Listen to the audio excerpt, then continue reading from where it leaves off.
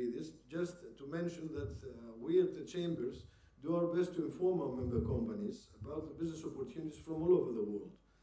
Extroversion of the Greek companies is among our first priorities. To this end, we would like to see Greek companies to increase their share in the contracts awarded in the frame of IFI-financed projects. So thank you very much. I will continue after Mrs. Yosifidis' welcome speech. Thank you.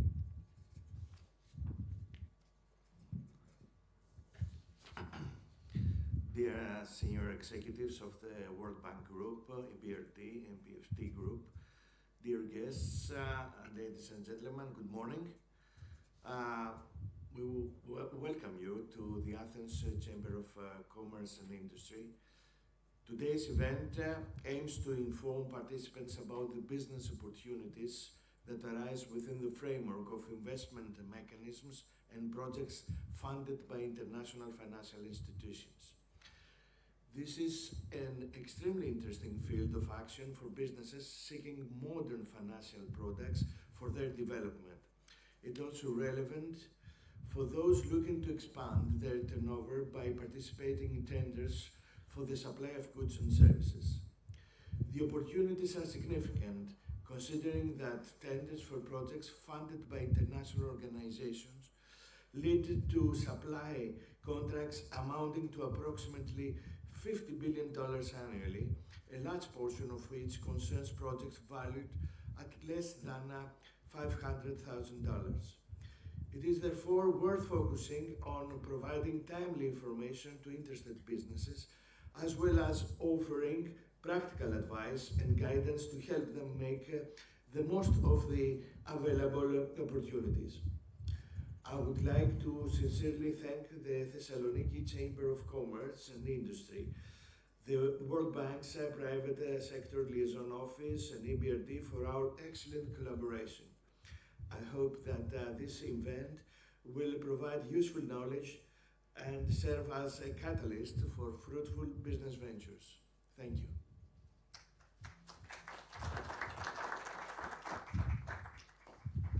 Thank you very much, Mr. Yosifidis. So the first part of today's event will focus on procurement opportunities in IFI-financed projects. The second part will focus on advisory as well as financial and insurance services and products provided by EBRD and MIGA. I would like to thank our distinguished speakers for their willingness to be with us today. Some of them have to travel from abroad in order to be present here to present these opportunities to the Greek companies.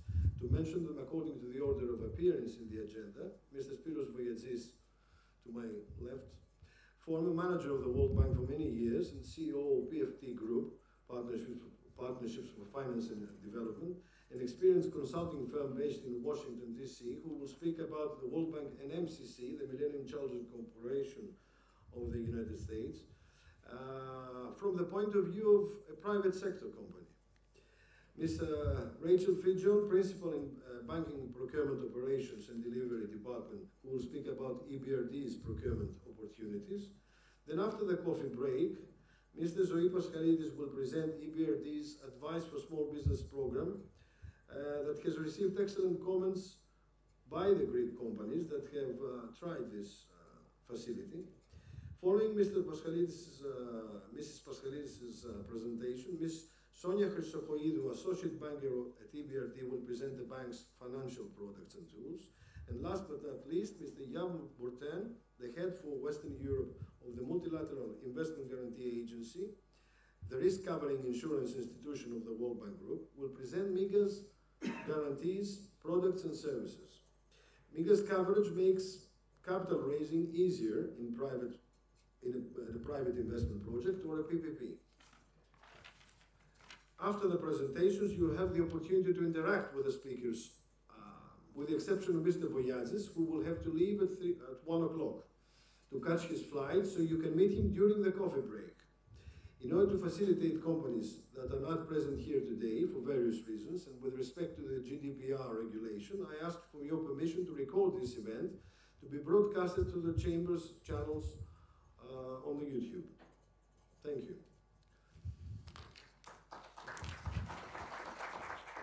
I will start with a presentation of the World Bank Group and the opportunities you can find.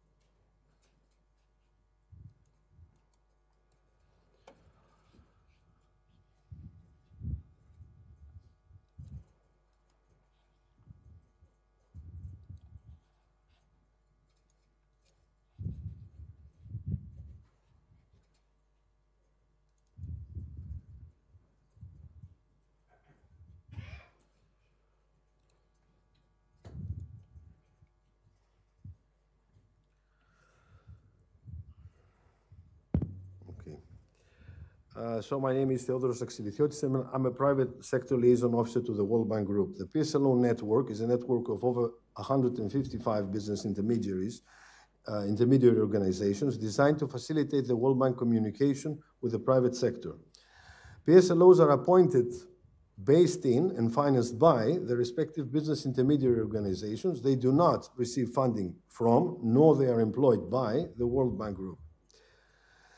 So the role of PSLOs is to facilitate local companies about access to IFI opportunities, business opportunities, services, and knowledge. They act as the voice of the national private sector. They disseminate information on IFI business opportunities, and they facilitate contacts between local companies and the IFIs. We participate in training, we organize missions in developing countries as well as to Washington, D.C. Now, I'll start with the World Bank Group that consists of 5 institutions that are independent but interconnected. The International Bank for Reconstruction and Development, founded in 1945. The International Development Association, founded in 1960. The International Finance Corporation in 1956. And the Multilateral Investment Guarantee Agency, founded in 1988. Lastly, there's the International Center for the Settlement of Investment Disputes, which is a tribunal, and it's beyond the scope of this event. The mission of the bank is to help developing countries and their peoples to achieve the goals commonly known as the Millennium Development Goals in an effort to fight poverty in cooperation with other partners. So goal number 1, to bring down to less than 3% by the year 2030, the extreme poverty. And goal number 2, income growth of the bottom 40%, because it's not just the GDP per head, we have always also to focus on the lower income group. The borrowing countries, just to give you an idea of the situation in the world, this is the statistics for 2020. You see, the darker the color it gets, the greater the percentage of the population living beyond the poverty line, which is $2.15 per day. EBRD has 189 member countries and provides finance through loans in middle and low to middle income countries. IDA, on the other hand, provides finance interest-free, virtually it's interest-free, aid to the world's 75 poorest countries, countries with per capita income less than $1,375. So eligibility for IBRD is member states with creditworthiness. And the recipients are governments and governmental bodies and public enterprises. And of course, the loans are sovereign loans. They're guaranteed by the state. IDA, on the other hand, provides finance with, of course, for a longer period of repayment. Eligibility is lack of creditworthiness, and like I said, the threshold is 1,375 per capita income. The operations of the World Bank. So it provides funds for the implementation of development projects and programs. It provides technical assistance and policy advisory services, and it promotes knowledge and dissemination of services. The World Bank, the first loans were, well, just for history, were given for the reconstruction of devastated Europe and Japan after World War II.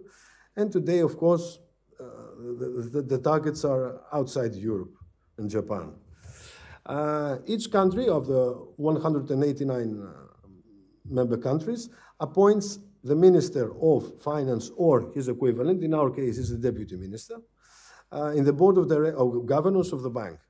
So out of the 189 member countries are represented at the Executive Director's desk by 24 countries. In our case, the Italian office covers Greece, Albania, Malta, and other countries as well. And we appoint an advisor to the Executive Director.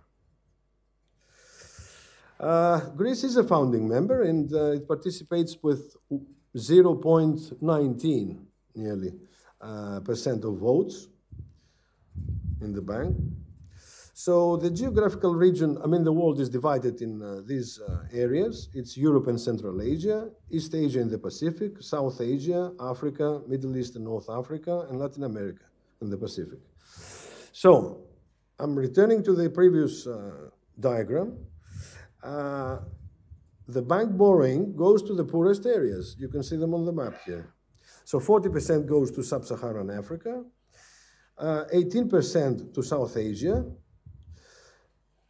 11% to Latin America, 12% to East Asia and the Pacific. Europe receives, and Central Asia here, receives 13%.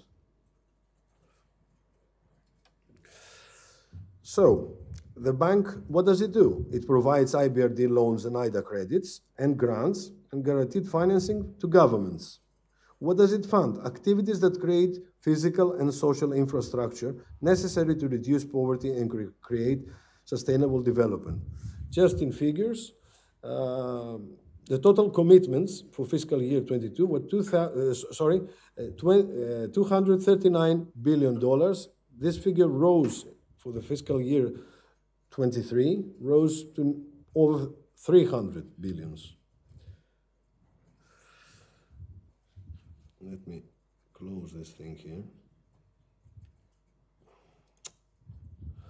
Anyway, so it works, the World Bank works with governments in providing finance in middle income and developing countries.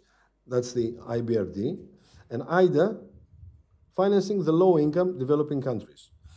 For the private sector, the International Finance Corporation provides advisory services and funds, investment loans that is, to encourage private sector developing. Okay, so for a private company wishing to invest in a developing country, IFC is a very, is a very important partner. Multilateral Investment Guarantee Agency, on the other hand, provides political risk insurance and credit enhancement by covering the political risk. And today we'll have the opportunity to hear about MIGA's services and products. Lastly, the tribunal I told you about is out of the scope of this event. Just in figures, here you can see that in the past 5 years, I'm talking about disbursements here, commitments, the same applies for commitments. Look how this figure rose. From $49 billion, it rose to 91. Particularly true for IDA, $17.5 billion went up to $27.7 billion. IFC, from $9 billion, rose to $18.69 billion, that is. So, for exporters, the $91.4 billion work-back lending turned into procurement opportunities. So this is the first part of this event here. For investors, IFC and MIGA, look, that MIGA, you will hear about that later on, $6.45 billion were MIGA guarantees against political risk. Just to show you the areas, the fields that they're interested, it's transportation, water and sanitation, almost everything. Okay. The borrowing countries, in terms of contract values, Argentina, India, and so on, you will see this, you can always find this presentation at the World Bank website. I'll show you how to do that. And the supplier countries, China, India, Argentina, Vietnam, United States, and so on. For consulting services, India, Mongolia, China. So we'll go to the juicy part. For each country, there's a country partnership framework, which is, roughly speaking, a 5-year plan.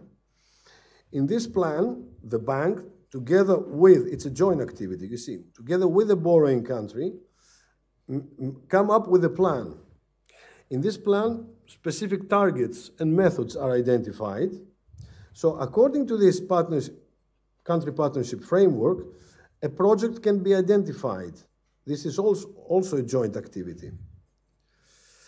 After that, we come to the project preparation. The country, the borrower itself, prepares the project.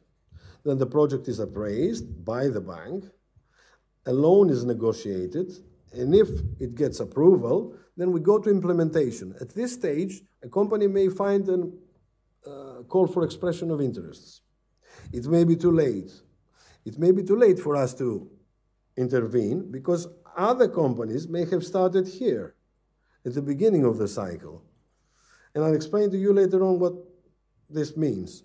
That the country, the borrowing country, does not have the knowledge sometimes. So it needs help from us, okay, for the project preparation and so on. So there's no contractual relationship between the World Bank and the companies. The World Bank cooperates with the government through the country partnership framework. The government implementing agency, okay, it may be an electricity, a power company, it may be a ministry, has a contractual relation with the companies for the project implementation. Now, there is an indirect relationship between the World Bank and the companies because the World Bank sets the procurement rules, provides information dissemination, and receives complaints. Now, this is the project pipeline. In the same project cycle, you can see that all these stages, 1, 2, 3, and 4, are the pipeline. At this stage, you can find information. I mean, the tool, your tool here, is the country partnership framework. You study the country partnership framework carefully, and you see if you have room in this country. Stage number 2, the monthly operational summary. The monthly operational summary, you can register your company at the World Bank and receive email alerts. So whenever a project is at this stage, you can receive an email alert. Also, the project information document, we'll see that in a minute. The project appraisal document, if we go to stage 3. For all of them, you get email alerts. And lastly, when the bank negotiates and gives approval to the loan, you can see the procurement plan. So try to seek early engagement with the borrower. The borrower procures, not the World Bank. So stage 5, like I said, may be too late. So how to prepare yourself? You search for projects by country or by sector. So we'll go here at what we do, projects by country or by sector. I'll choose by country. Suppose that I'll choose Ethiopia. How you choose by country? If you're a Spanish firm, you go to Latin America. If you are, I don't know, a Portuguese company, you go to Portuguese ex-colonies, for example, because they speak the language. So there are many reasons why you go there. You go there because you have a very strong trade office at your country's embassy. You go there because, I'll choose Ethiopia, because there's still a strong Greek community. So you go there, you get a full list of projects. You'll see here that these are on the pipeline. This one is dropped. This one still in the pipeline. This one is active. So I will try one which is in the pipeline. For each project, you can see the team leader appointed by the bank. You see the implementing agency, Entrepreneurship Development Institute, Development Bank of Ethiopia. I should make contacts with them. I should go there and present myself, my company, what I can do, what I can offer to them. Now, for each project,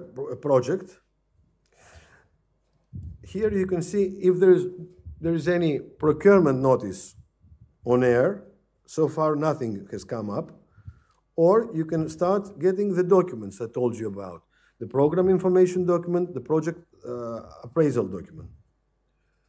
So whenever, this is the project information document, here we are.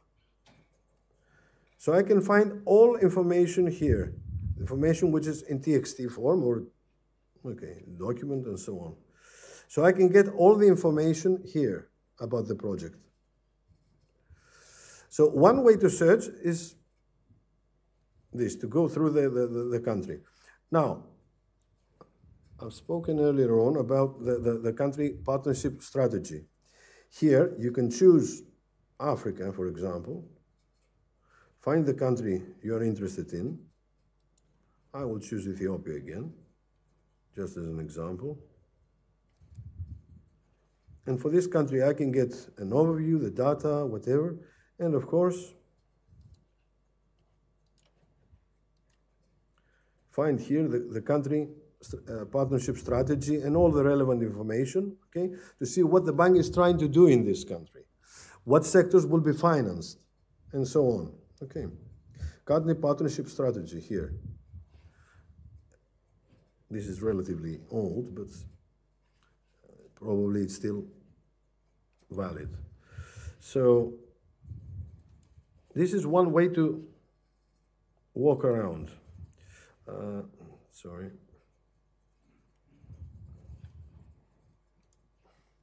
So look for the country partnership framework to see if there is room for you.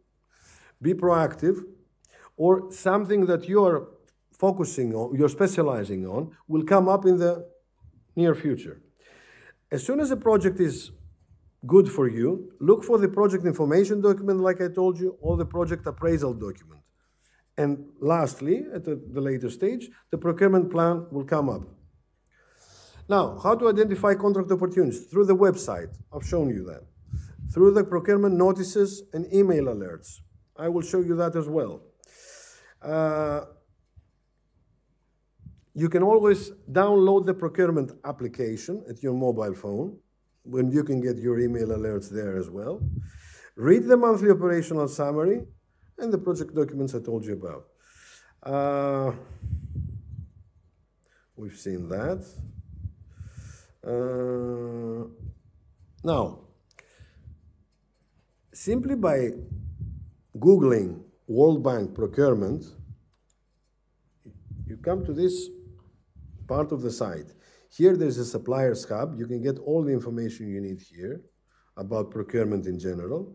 And free subscriber services email alerts. Here you can simply enter your details, the field you're specializing on, and then you will get all the email alerts when a project comes up, gets in the pipeline, okay?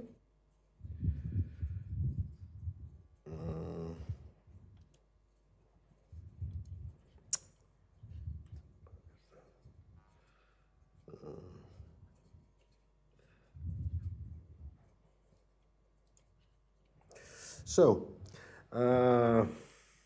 you can also find the procurement regulations and download the app I told you about. And there's also a video by Mr. Enzo De Laurentiis. He was, until recently, the procurement specialist in the World Bank. He was here a week ago, and you can always get to the Ministry of Foreign Affairs, the agora.mfa.gr, when you can find his presentation. He delivered the presentation, like I said, at the Ministry of Foreign Affairs a week ago. His presentation is very good. You can get further information. And there's also his presentation at the same website I told you about. So, when preparing a proposal, attend the pre-proposal briefing, if it's indicated in the bidding documents, fully address all the requirements, emphasize your methodology for delivery, propose a strong project manager, an experienced expert.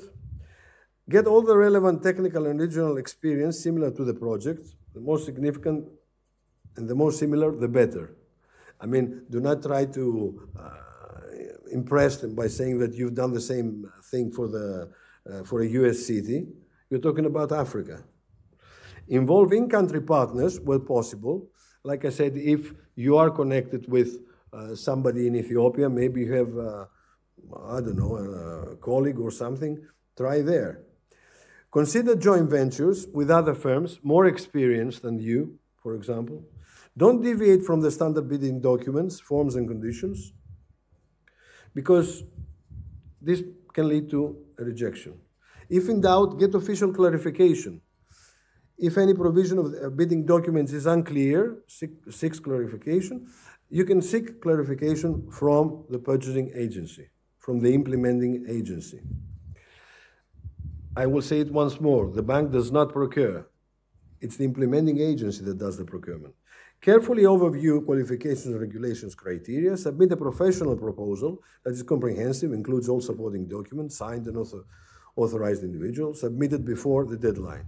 The bank's role, the banks assess borrower's public procurement system, procurement capacity of project implementing agency, and potential procurement risks. The bank assists the borrower in procurement planning, provides procurement training, knowledge to the state, best practice sharing, monitor compliance with loan credit agreement, and procurement plan. It conducts prior review, post-review, and independent reviews, investigates allegations of fraud and corruption, applies sanctions if determined as a result of investigation.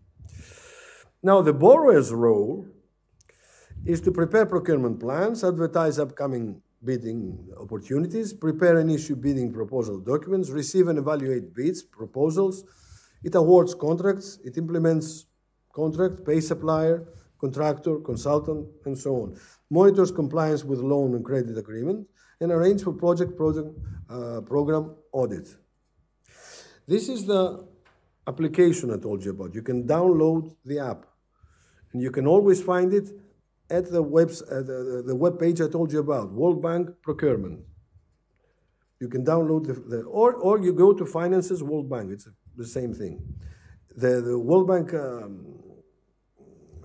website is very friendly and very easy. Very easily you can find from many parts of it what you're looking for. This is what you get: procurement notices and updates. So this is the application I told you about. Now, if you are a consultant, not a contractor, a consultant, then you can work in the World Bank finance projects that I've spoken about, or you can work for the World Bank as a consultant. You simply get registered there, World Bank Group, eProcure, RFX Now, okay? And then you can also work for the implementing agency, the country's, the borrowing country's Ministry of Finance or whatever, because you can see notices, Congo Democratic Republic in this case, consultants will be required because the project is at the third stage I told you about during the preparation time, and they need consultants. Or you can work, if you get registered at the World Bank eProcure, here, RFX Now, you can work for the bank. Since July 2016, new procurement rules have come up. They are modern, fit for purpose, tailored, and so on. You can always download them here. The new procurement, under the new procurement framework, quality matters. Therefore, try to emphasize on sustainability, environment, and social criteria in your methodology. Try to make a risk assessment. Particular emphasis has been paid on environmental and social, like I said, risk covering. Bank supports infrastructure by 114 billion globally, US dollars. And a significant part of it is civil works. Risks are entailed here. So why? Because we have resettlement, labor force influx, community health and safety, occupational accidents, environmental protection, sexual exploitation and abuse, and sexual harassment. These are potential risks. So as far as procurement is concerned, the bank's ES policies are a cornerstone of the World Bank's approach to ensure that strong protections for people and for the environment exist. The bank's policies require ES risks to be assessed and addressed through specific ES instruments, environmental and social management plans. So many environmental and social risks must be managed by a contractor building the infrastructure. So the bank has an integrated ES considerations throughout the procurement process. Specifications and KPIs, contractor's code of conduct, and so on. Now, vulnerable communities. Gender-based violence affects 1 to 3 women in their lifetime. We're talking about the whole world, okay? So in some countries, the situation is not as it is in Western Europe, for example. It entails significant social and economic costs, estimated at 3.7% of GDP. Sexual exploitation and abuse and sexual harassment incidents have occurred in bank finance projects prepared by contractors. Okay, so the banks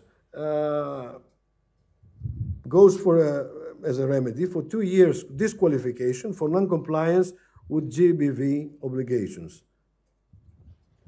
So you can always download the procurement regulations like I told you about. You can download the standard procurement documents, the templates. There's guidance on standard procurement documents, guidance on finding business opportunities. You can also find, there's also a video on World Bank procurement, how to bid, and you can always find all this information, like I told you. I may be repeating myself, but that's it. I mean, it's you have to try to focus. Everything you're looking for is in the bank website. So identify the target market or country. Sometimes, suppose that you're dealing with port dredging, or you're dealing with cybersecurity, or whatever, something very specific. Then you go and target by this subject, not by the country. And then you contact the implementing agency. Suppose that you have found a specific project which is good for you. You contact the implementing agency for presentation of your company. Why should they choose us? There are other people in the business as well.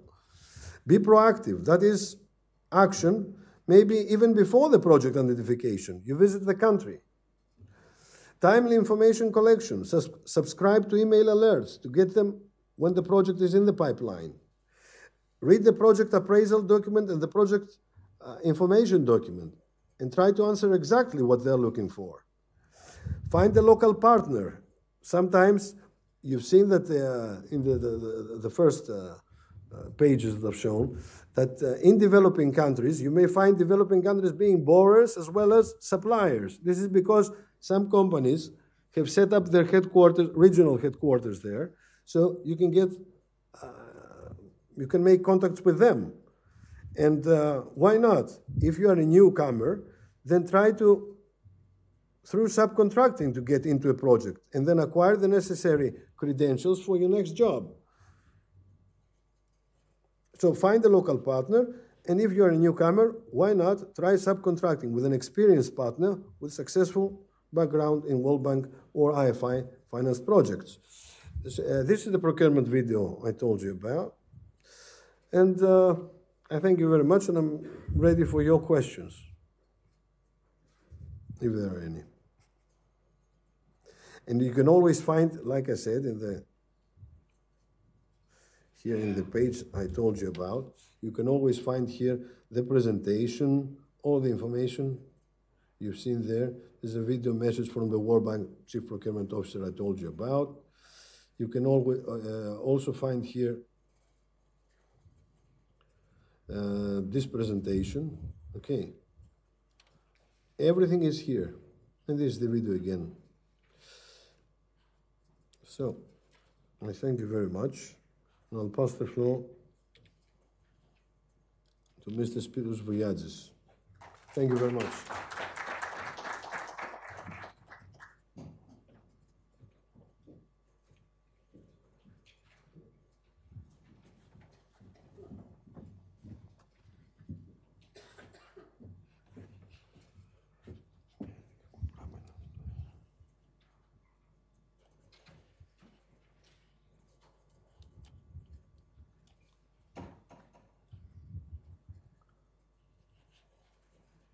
Έχει βγει εδώ το πράγμα εδώ. Ναι, αλλά εδώ είμαστε, όχι. Πού είναι το Σπύρο τώρα η παρουσίαση? Το είδα πριν.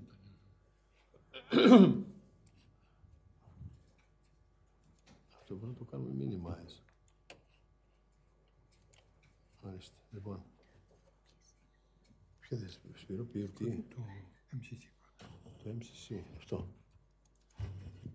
Εδώ. Οκ. Πολύ προβολή παρουσίασης.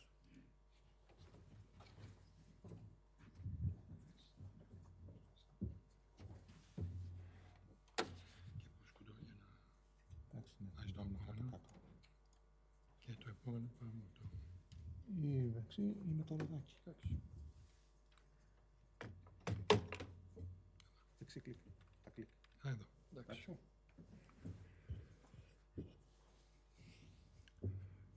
Καλημέρα σας. Let me start from the very beginning to ask you if we could have an interactive discussion. So I would really like to ask for you to ask questions, and I would be answering your questions, because I would be much better doing my job today if I answer your questions than if I make a presentation just to you. I would also like to apologize from the outset to my ex-colleagues, Rachel and Jan, if I say anything that would offend the business operations and reactions from the World Bank and the EBRD, or answering a question. I may do that. I've been in the World Bank for several years before getting to the private sector. I was in charge at the end of, before resigning at the bank, I was in charge of the Middle East operations of the bank. And then my last job was in Brussels. I opened the World Bank Brussels office. I was the first director there representing the World Bank to the European Union institutions. And then I resigned from the World Bank because there was one British company that was knocking the door of the bank office, and they were asking me, Spiros, if you leave the World Bank, would you help us to win contracts funded by the World Bank, by the European Commission, and other banks? And I decided to leave the World Bank at the time. Next January is going to be 25 years ago. We are now 40 people working in 3 offices, one in Washington, one in Brussels, and one in Turkey. Thodos knows a lot of efforts to open an office here in Athens or in Thessaloniki to support Greek companies to get into this market. Unfortunately, and perhaps we could have another discussion on that, I'm always willing to do this, to support the Greek companies really in that business. You will see from the statistics that I will give you, we have a winning rate of 37%. We have a formula of 7-3-1. We go for 7 very specific opportunities, whether it is the EBRD or MCC or the World Bank. We are shortlisted 3 times, and we win 1 contract. And this is after 25 years of business. So it's not an easy market. It's a very competitive market, but it is feasible and possible for all companies really to work. And this is the base for my discussion today, to give you from the private sector angle, what do we do to win these contracts? So let me very briefly start with MCC, because Thodoros asked me to make this presentation. Let me ask you the question, how many of you know what is MCC? Yeah. Anybody else? You know, it's you do? Surprising, because it's very interesting to me for Greek companies that are not interested to MCC. It's not a very big organization in the sense that it was created in 2004. It was probably from George Bush was the president at the time. Perhaps it was the best thing that George Bush did as a president of the United States, was to create MCC. It was independent from the USAID. It was Republicans were in charge. They wanted to have a separation from USAID, which was considered to be much more pro-democratic, and they created MCC. I like working with this organization, and mainly for the following 2 reasons. One, because the contracts are bigger than those funded by the other banks, except probably EBRD, but not for the World Bank. So the MCC contracts are basically larger. And second, because the procurement procedures are much more transparent, and there is an elimination of those bidders that bid very low, dumping pricing, and very high. And they discovered a formula which I wish the other banks would follow on the procurement, is that from the midpoint of several bidders, if one bidder is 20 to 25% below, or 20 to 25% above the middle, they're eliminated. Their bids are not even opened. Why? Because they eliminated many countries, companies that have, as a process, a bidding that basically come with very low bids. They win the contract, and after 6 months, they cannot implement the contract. And the process is a problem then, both for the country as well as for the banks. So it's a different organization from that angle. They copied the World Bank procurement procedures for about 90%. So it was easy for those companies that worked with the World Bank to work with MCC. And as I mentioned, transparency is probably the other point, as well as, you will read all that, so you will get all this. So, the way they also operate is equally interesting, because there are threshold programs which prepare the countries to the compacts, which are 5-year contracts basically with the country. Now they have regional compacts, which cover several areas, for example, for power generation and other activities. And this is also very interesting, because you get with one contract into several countries when you win this contract. So it's all the positive side of that. But for me, the interesting part of this, having been now in that business for quite some time, is the way they operate. So basically, first of all, a country is accepted to become a member or eligible for an MCC compact. They have about 20 to 25, forgot now, criteria. And these criteria are not MCC criteria. They picked up the criteria, for example, corruption criteria from the corruption organizations that work on corruption. They picked up social indicators from organizations like the United Nations that work on social indicators. And the country has to fulfill 80% or 85% of those to become eligible to work with MCC. The portfolio is between 900 million to 1.1 billion per year, so it's a small number compared to all the numbers that others mentioned before. As I mentioned, the contracts are larger. The second part is that there is an organization which mirrors the MCC in every country. It's called Millennium Challenge Account. Same board type with private sector mix and government mix in the country. And then they have a procurement agent and they have a fiscal agent. Procurement agent is involved in the procurement, so the country is not involved. There's much less corruption. And there is a fiscal agent, so the country doesn't touch the money. The fiscal agent makes all the payments. So it's very interesting to see that, and I can assure you it is working and works very well.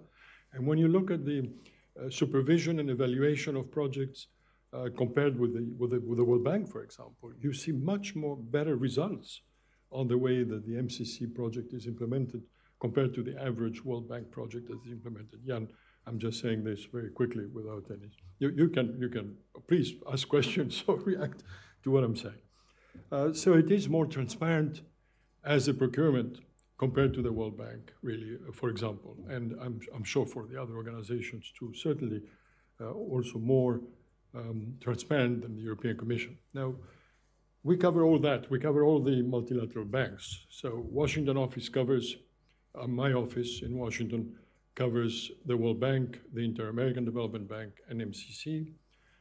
Our office, my office in Brussels, covers the European Commission, EBRD, the EIB. Then it depends on which office has the best contacts in the Asian Development Bank and the African Development Bank, because we cover all these banks. And then the Turkish office just works for Turkey with funding from the MDBs. We're very, very boutique organization in the sense of just working with the multilateral development banks. So we know the system ups and down. We know how it goes from the inside, as we were inside.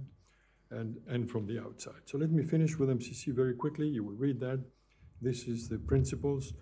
This is the different sectors and how the allocation is done. So you can see transport and energy are the two sectors. I know there are several Greek companies in energy that could go and compete for this project funded by MCC. And on top of that, it's international competitive bidding. So there is no any way to consider that Greece is going to be excluded from that procurement. On top of that, in particular in the energy sector, for example, China is excluded from MCC for a political reason. The Congress of the United States could do that, but I wish certain countries, and you will see from the procurement numbers that I will show you with the next discussion about the World Bank or the multilateral development banks, but China is among the countries, and the companies from China are among the companies that come with very low bidding. And it's very difficult to compete. And we'll make this point several times to the procurement people of the World Bank and all the others to really find a way to become, quote unquote, more honest in terms of the procurement so that we can compete in Africa, for example. And it's a major problem for all our companies and ourselves in doing this. This is the rest of that. So I will go now to the next presentation and then, but please, let's go back to this interaction and interactive arrangement. So please ask any questions. I said it's going to be much better as a presentation. Now, let me get to the new one. And this, I don't know, Theodore, how to get there.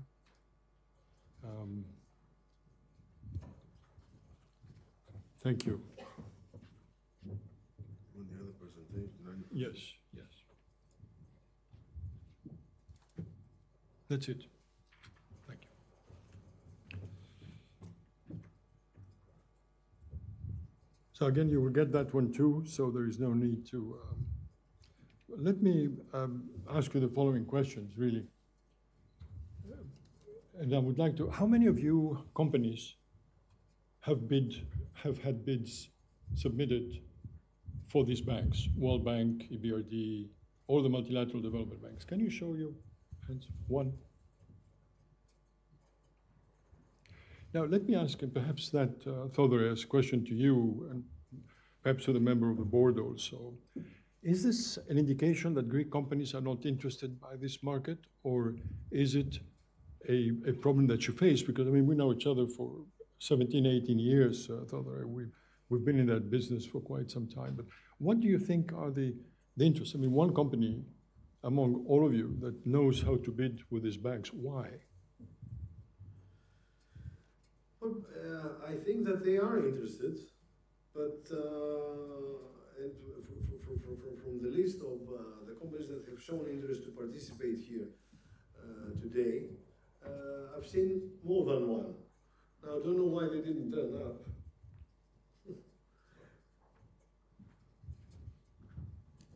But after all, this is the purpose of these events. I mean, to mobilize newcomers. Right. Very good. Yes, please. Actually, I think that there is a low awareness about all these kind of opportunities, and this is the main purpose of this event. And it seems that both the chambers, let's say, of Thessaloniki and Greece and Athens, they have, let's say, to mobilize a bit, let's say, more, let's say, their members and create awareness in order to have also more participation in this kind of events. And then I think it is common. We have seen also with other financial instruments also, which are very well, let's say, well known in the rest, let's say, at least Europe, and in Greece are not used, let's say, at all, because they don't know. Even EU direct funding, it is now has started, let's say, building some awareness, and I think that this is also, I'm talking also with the head of an advisor as well, being, let's say, a partner in EY and responsible for this. I think, and this is one of the reasons that we are here also, some of my colleagues, is to see how we can also from the side of the advisory firms, we can mobilize some of our clients to understand there are opportunities like this, and still they are under the radar in Greece. So it is not just a coincidence. There is, for a lot of other products also, this is the case. Very good. Thank you. So let me start with this presentation. In fact, the question is, and I think it's important to answer it, is the MDB market financially interesting? And after all these years, the answer is yes, it is interesting. It's worth, there is a return which is very interesting for consulting companies or for suppliers, for public works, that can vary from 15 to 25%.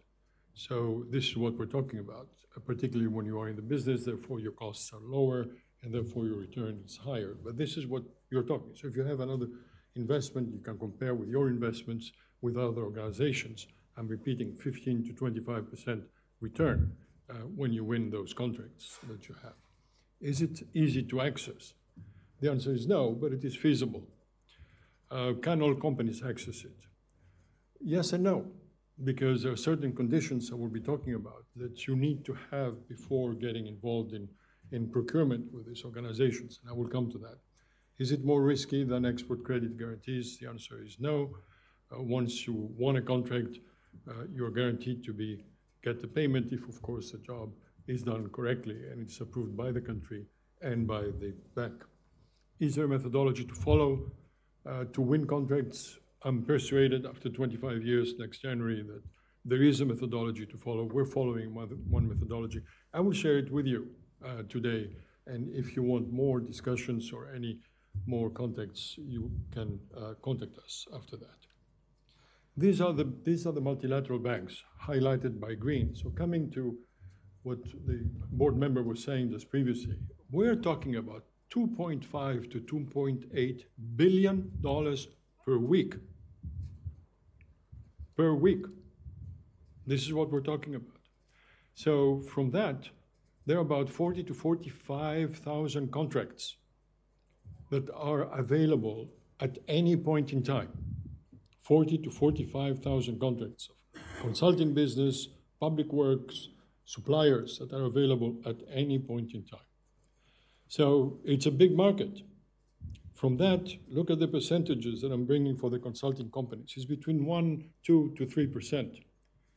So you're talking about $40 to $60 million consulting companies just from all these companies in the MDBs per week.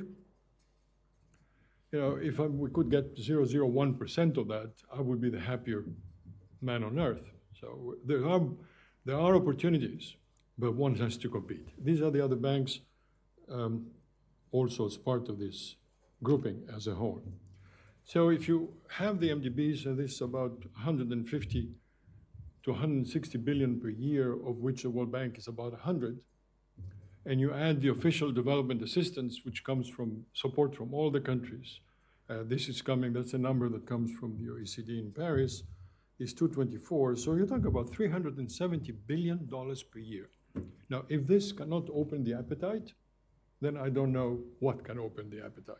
Now, can you win every time you bid? The answer is no. And after 25 years, we'll win 1 out of the 3 or out of the 7 that we are targeting.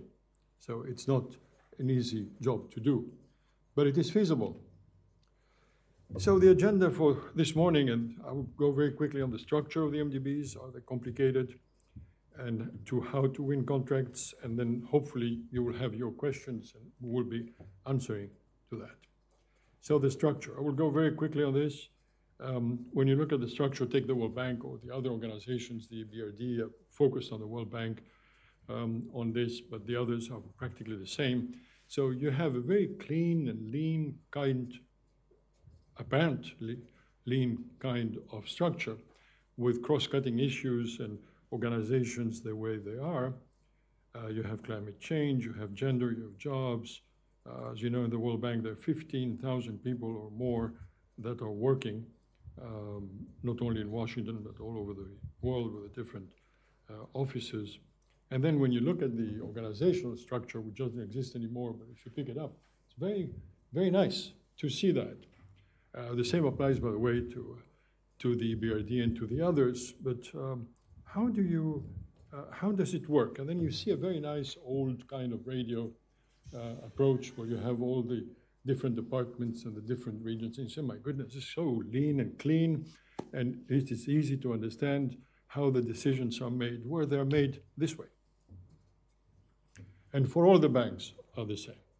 So if you come from the outside and you want to get inside, it's very difficult to do that. So you need to spend some time to understand where to go, who to talk to. So you can call Jan all the time and he will guide you in the World Bank, or Rachel and she will guide you in the EBRD. I'm just joking, of course, please don't do that because that's not their jobs.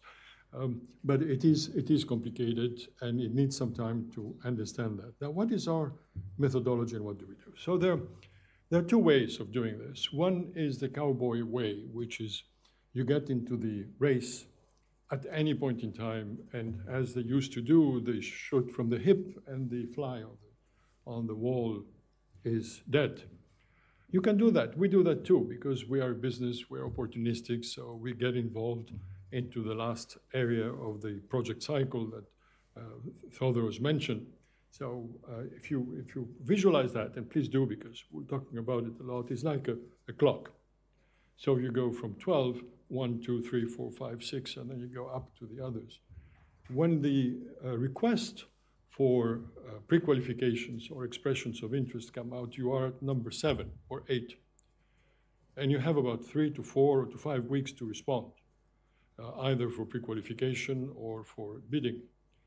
And as Theodor said, I'm underlying this, it's too late because you need a local partner, and the good local partners are already gone with other companies.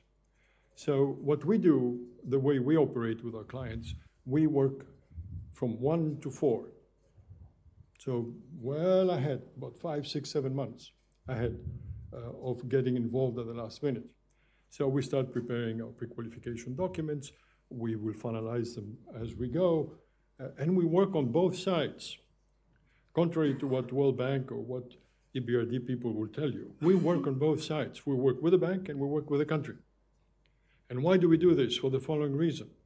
We work with the country to understand what the project really is, who's going to make the decisions, or we have a partner locally that knows the government very well and will help us to understand how the government operates and how we can do this work.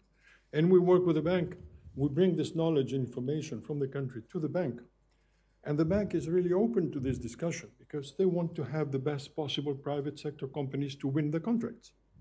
So it's in their interest to talk to the private sector, to attract the private sector, to come into the bank and to bid for this. It's not the World Bank that will decide or the EBRD that will decide on the contract, but they want the best companies to come in. So this is how we do it. And what we try to do is to become a development partner to these institutions, because we bring knowledge.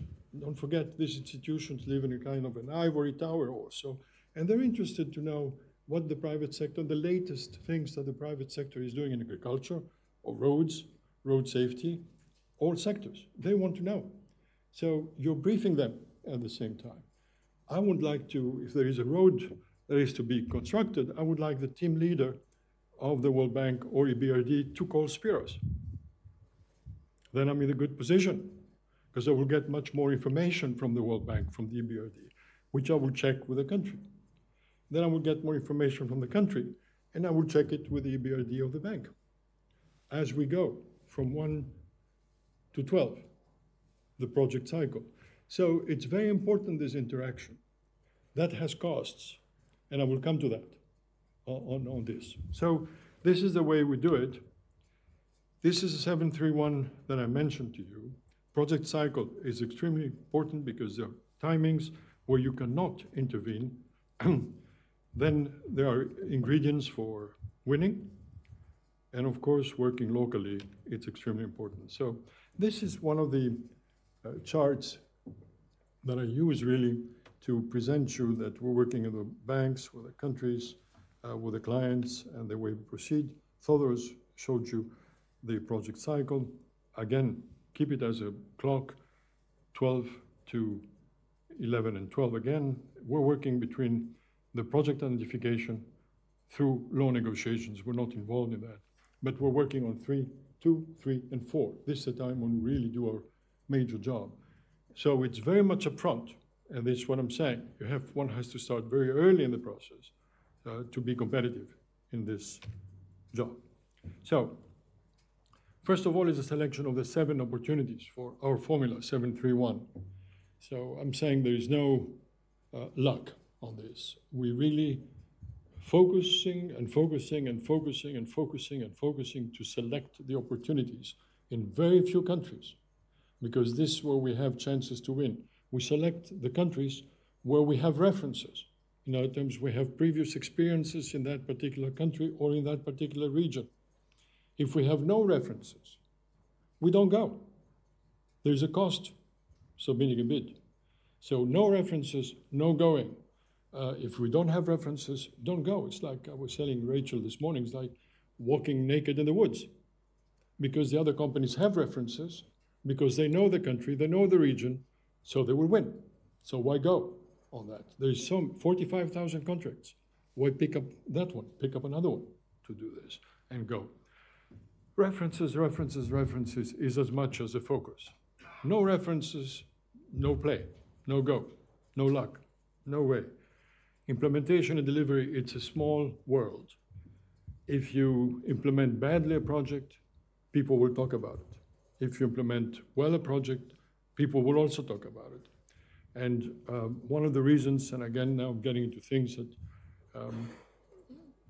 normally the banks don't talk about, but many countries ask those banks, do you know of any companies that can do this job? And the banks provide a long list, and it's the right thing to do. Provide a long list of 12, 15 companies around the world that are really specializing in this. They don't say, choose this or that or that. Of course they will not do that. But they provide a long list. Now, I would like my company to be on the long list. And how to do this? Working on both sides. You start very soon, you talk to the people in the bank, you talk to the country, you go back, you go back. That's the way to do it. And you become a development partner to these institutions. You're not there to win only a contract. You're there to support a country develop. This is what we do. If you're there just for the money, don't do this business. It's not really the way to proceed. So, focus on 2 to 3 business areas. We have a problem in continental Europe, including in Greece, with companies that we have worked with in Greece too, is that sometimes we are experts in all areas, or we think that we are experts in all areas. And this is where we compete with companies that really specialize in areas, and we have no chance to win. Again, references, no references, don't go. The information, as Theodore has mentioned, where to find the contracts, where to have the information, where to go with the strategy papers and all that, you're flooded. 20 years ago was a problem to get the information. Now you have more information than you need. So the importance is to filter all that. And there are companies that do nothing else than filtering. I'm not going to mention them because that's not the issue of this forum. But you can pay $1,000 a year or $2,000 a year and get a filtering that says, when there is a contract in my area, alert me. So you don't need to do anything else. You're just alerted by those things that you want to go. Now, if you have references, if you know the country, if you know the region, you pick it up and you go forward. If you don't, you don't. You don't go. Otherwise, you don't win. And you don't win starts a frustration. And I think many Greek companies have that a little bit, so there is that they go for things and they're not winning and they get the frustration and they get out. And this is a market, really, that you have to have a target of 5 years. So you have to have a budget of 5 years because it takes time. Now, when I mentioned that, the 3 contracts, it takes 18 to 24 months to win the first contract.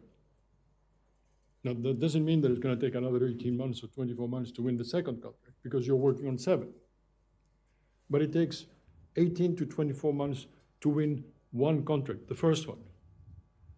So you have to have a budget of 5 years, and then you have to have a certain capacity to sustain that, because it's like getting into a pool. So if the water is cold, you can't just get in the pool and say, it's very cold, I'm going to get out of it. You're going to be in the pool, you're going to swim. If you're not ready to swim for 5 years, don't go into this market. So don't go with the idea that you're going to go and win a contract very quickly. It takes time. Once you won the first contract and it goes well, you have no problem. You will go back, you will win more contracts, you will win the second, you will win the third, you will win the fourth, and then you become addicted because it's a good market and it's a good place to be. I'm addicted. So 7 to 8 options, we mentioned that, we discussed that. How to prepare, I think Thother has mentioned all that, and you can read it from here. And I will come to some conclusions on this. Very important, environmental, social, and health safeguards. And I'm saying that to the engineering companies because a good road, the design of a good road is going to be a good design, because then why is that engineer not having a good design of a road? But what happens to all the rest? Displacing people for that road. What happens to the water? What happens to the environment? So this is where the journalists like myself, the economists or finance people, come in with engineers to change the approach of doing that, to expand it, because these banks are very interested with all the soft areas and the impact that the road will have. So this is extremely important, and we make sure that for every submission that we respond to these things. My system seems to be stuck. Yep. It is stuck. I think I need some help. Is there any? Oh, there we go. There we go. It started again. So thank you, Valerie. So start preparing early. 100% need to meet the 100% of the criteria.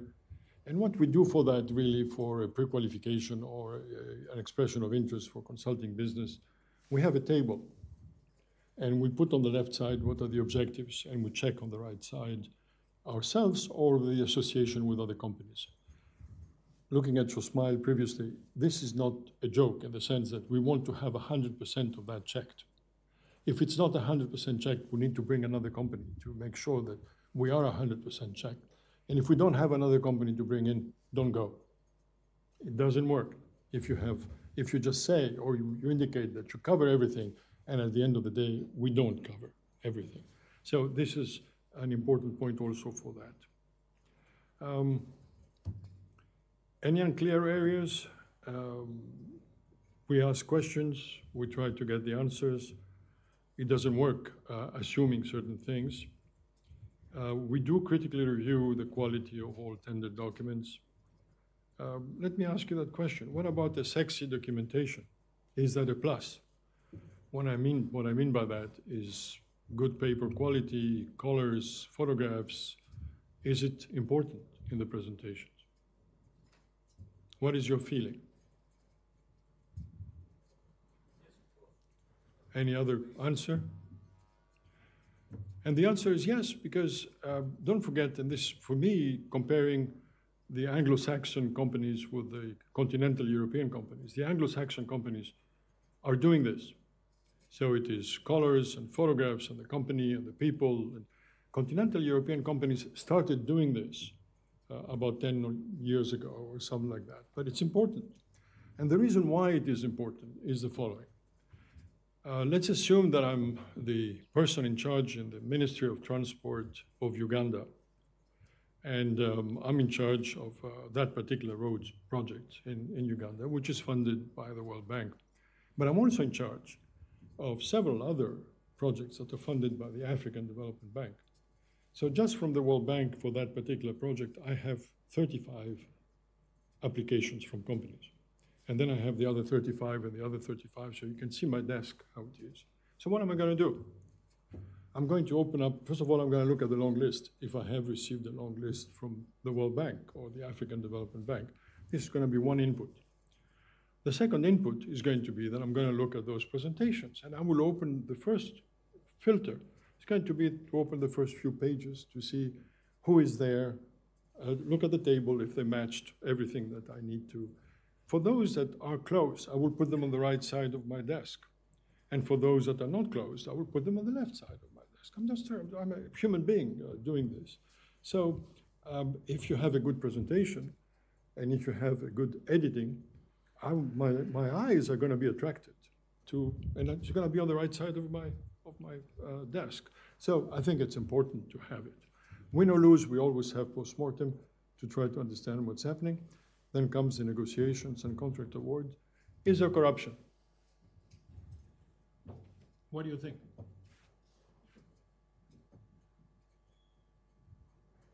And you answer, you're laughing, you're smiling. So is there corruption?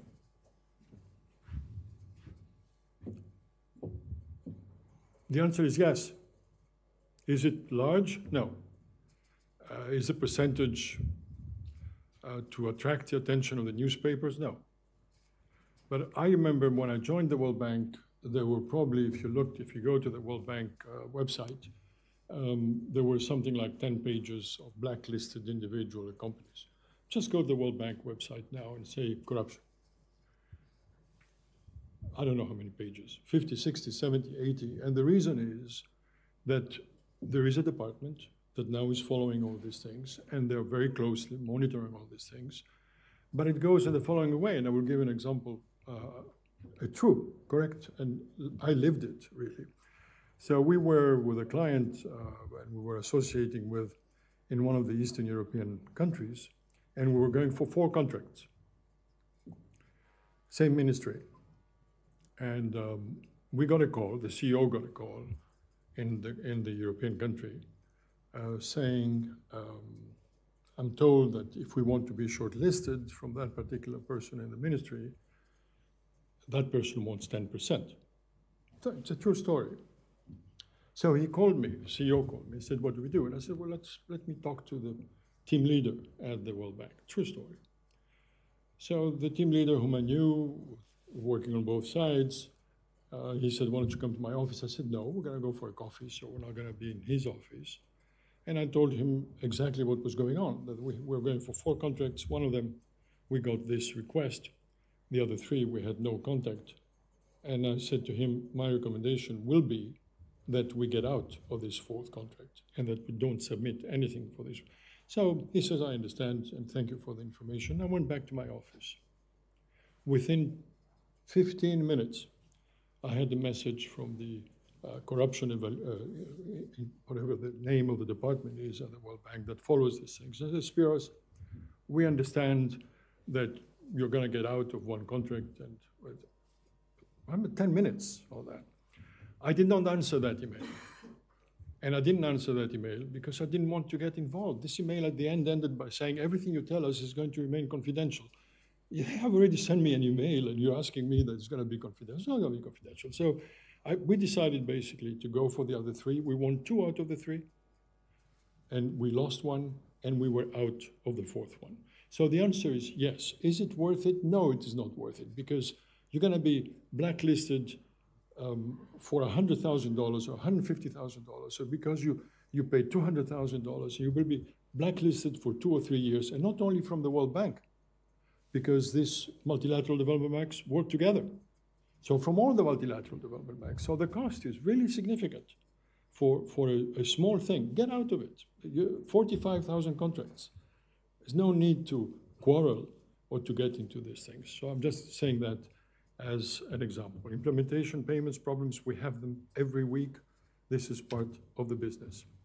So we need a super quality and super good price, and we win with that. You will see all this. I'm not going to go to all these discussions here, but I'd like to, and I'm asking you to look at this summary of the expression of interest that we have, how and what is important to do and how to cover, what areas to cover, and the same thing for the tenders, what are the important parts to cover on that. Again, any questions, we can have them. So some final thoughts and costs for that. We need references. No references, no go. If no country or regional references, then we need to have a partner to do this.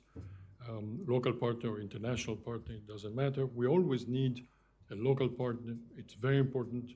The process of all these projects individually is to pass on the knowledge to the local industry, even if it takes time. So we're not there just to make a quick money return and leave. We really want to do this. To win a contract can go faster, but we need between 18 to 24 months. Now the cost. It is about that. I'm talking about internal to the company costs, because I'm saying you go to the country. I'm saying you visit Washington. I'm saying you have consultants preparing with you. These are internal costs to the organization. So it can be 20,000, which is not really much, but it can go up to 80,000 or perhaps even more. So if you go with our formula, which is 731, you multiply that and you need a budget of $150,000 to $200,000. So to make it not complicated but simpler, you want to win a contract of at least $500,000 because you're a company. But to win a contract of $500,000, I can tell you with my indications, is that you have to have a turnover of probably 5 million. 5 million turnover to win 500,000. You can have less, but this is what you're talking about. If you don't, associate with others. There is no need to take the lead in the beginning. You can, if you are specializing in a certain sector, there is no doubt that other companies would like to work with you. Try to sell yourself, quote unquote, to the other company. The other company will lead it. They will take most of the cost. You're doing your part. And this is how you start as a first step. But the cost, there is a cost. So this is why I mentioned to win those contracts, you have to have a budget. You have to have a timetable of a 5 years timetable, because this is how it goes. And it takes time. It's not a quick return. It takes time. But once you're in, and you're in very well, and you win a lot. So the 2 P's for us is patience and perseverance. And that's the only way to really move forward. Let me now show you the contract awards. This is just at the end. I'm finishing on that. We are the only ones doing these tables. So you will see all countries of the OECD with the countries, and you will see several years. And these are the contract awards from the World Bank. These are official numbers, public numbers from the World Bank. We are the only ones pulling it together this way. This way, at the end of this presentation, says you're not allowed to copy all these things. But please do look at that. Now, these very big numbers for Greece in 16 and 17, and I was telling that to Thodoros, this was because there was a Greek company that won a water tunnel. And this was a big engineering approach. It was a huge contract. I haven't seen any contract like that in the last 15, 20 years, really, from Greece. But it was important to do this, and they got it for several times. But these are the numbers for Greece. So it's 6 million, 7 million. But look at China. 2 billion, 3 billion, 2.8 billion. Go ahead, Jan.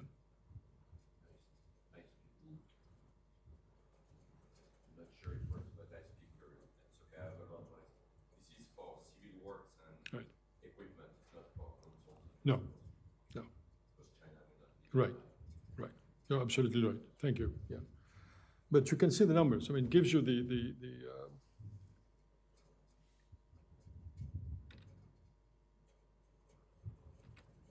There we go. Once again, just to finish that. So look at that. Look at France also.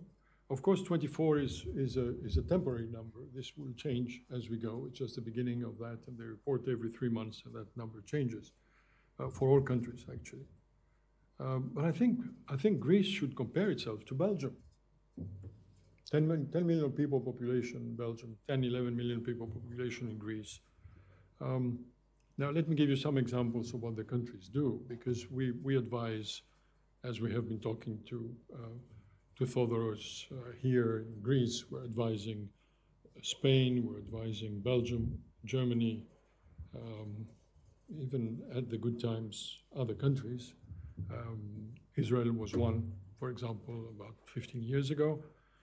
But what we see is the support of the governments to companies to win those contracts and to enter this market. And we have been discussing all that with others and the two chambers and the Ministry of Foreign Affairs here in Greece. And they do support those companies. And for example, many of these European Union countries create funds. And those funds are revolving funds. So assume there is $1 million created by a country. So they support the company to come in and take part of these costs to bid. If the company wins, the company reimburses that fund, it goes back. If the company loses, it's a subsidy to go through all this. And it exists, it's legal. There are several countries that have these things. So we have been discussing to see if that also can work for Greece. And I hope one day this will happen. The second part that these companies do, these countries do, and I'm not going to mention names of countries, they provide people that work in the embassies in Washington, for example, that do nothing else and follow all these things from the World Bank and the IDB. I'm talking about embassies in Washington. Sometimes 8, sometimes 10 people, students coming out of universities, paid by the governments to be in the embassies, to collect information, to contact the companies, provide them all the links, find the names of the TTLs, sending those names to the companies. And then sometimes, certainly the case of the World Bank says, I need some expertise because I don't have any more expertise in that area which I was starting. And the World Bank says to companies, to countries, can you get me a few names of people that will come? And they do, people come and they work. Where do you think this information goes? This information collected goes to the companies of the countries that have sent these people. There is nothing illegal about that, but it happens. And so there is a lot of this kind of support, a lot of information that you're trying to get to put yourself in a good position and better chances to win. Of course, this is not what the companies can do. This is an issue for the governments to start thinking what exactly they will do. Let me go to the next page. Look at India, and it's really competing with China. India is getting even higher. So, I mean, just to understand the lending of the world, just the World Bank, this is just the World Bank. Lending of the World Bank to China is about $2 billion per year, and China wins another $2 billion from contract awards. The same applies to India. It's about $2 billion, and India wins about $2 billion or $3 billion on contract awards. So it's a good business, you know, if you look at it from that angle. But there are things that can be really changed and done, and we've seen efforts like this one today that make the change for the companies that get more involved. This is the last one, and if you look at the USA, which is very low actually for that, among the reasons why American companies are not so much interested to work with the World Bank is because they work with USAID. And the contracts with USAID are really very large, whether it's infrastructure contracts, 45 million, 50 million, 60 million, consulting contracts, 15 million, 20 million, 25 million. So why work for the World Bank? Average contract in the World Bank for consulting is around $1.2 million. USAID is probably 8, 10, 15 million. So they go for the USAID larger contracts and go for the World Bank contracts. This is why you have this this number that it is there. Look at Turkey. Pretty good number, actually. There too, in terms of contract awards. This is it. I will stop here. If you have more questions, I will be happy to answer them. I will be leaving after the break on that. Thank you.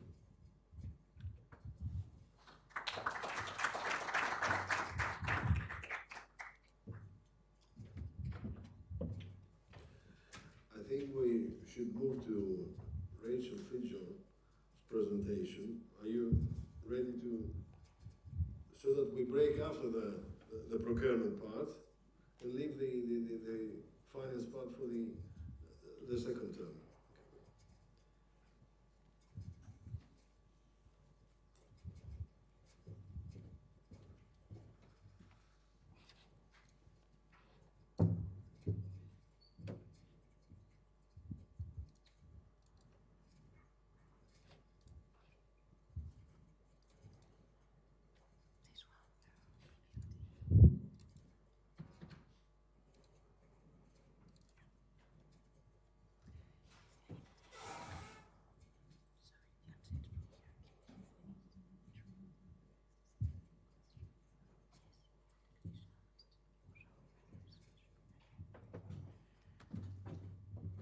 Hello, everyone. Rachel Fitzjohn, EBRD. A little bit about myself before we start. I joined the EBRD 3.5 years ago from the private sector. My background is actually in IT. That's where I started my career. And then I moved on to study procurement, and I've been having a blast ever since.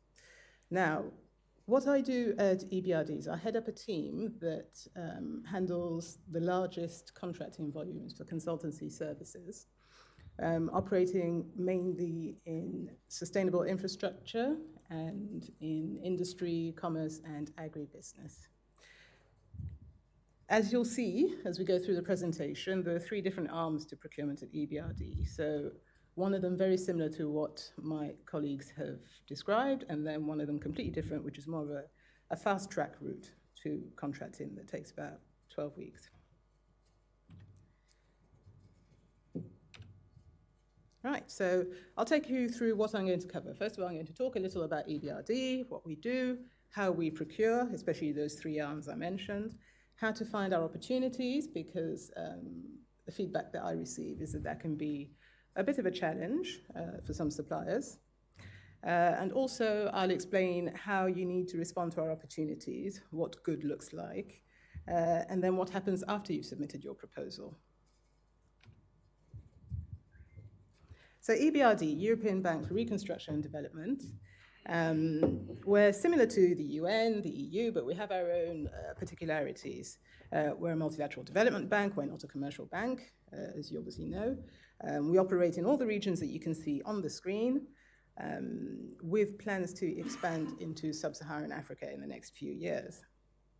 Now, unlike a lot of MDBs whose raison d'etre is poverty alleviation, EBRD focuses on transition. So economies that have made it out of poverty, making it out, and that are now trying to improve, increase their public infrastructure and their business capacity.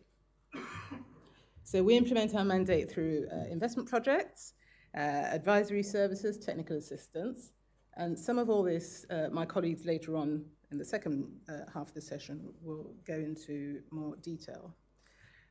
We are, despite being a bank, a corporate organization. We have corporate needs, hence our need for procurement.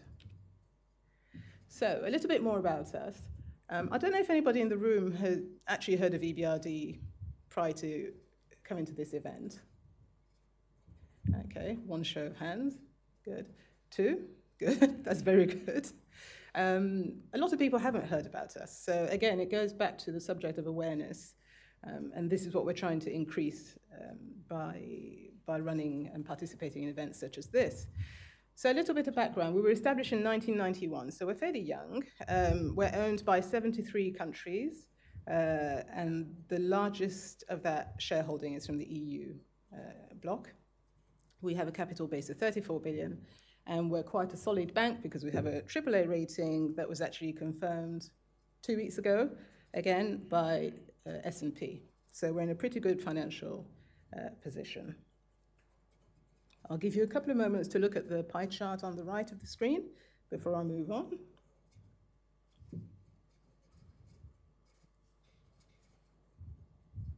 And I shall now move on. So EBRD is a majority green bank.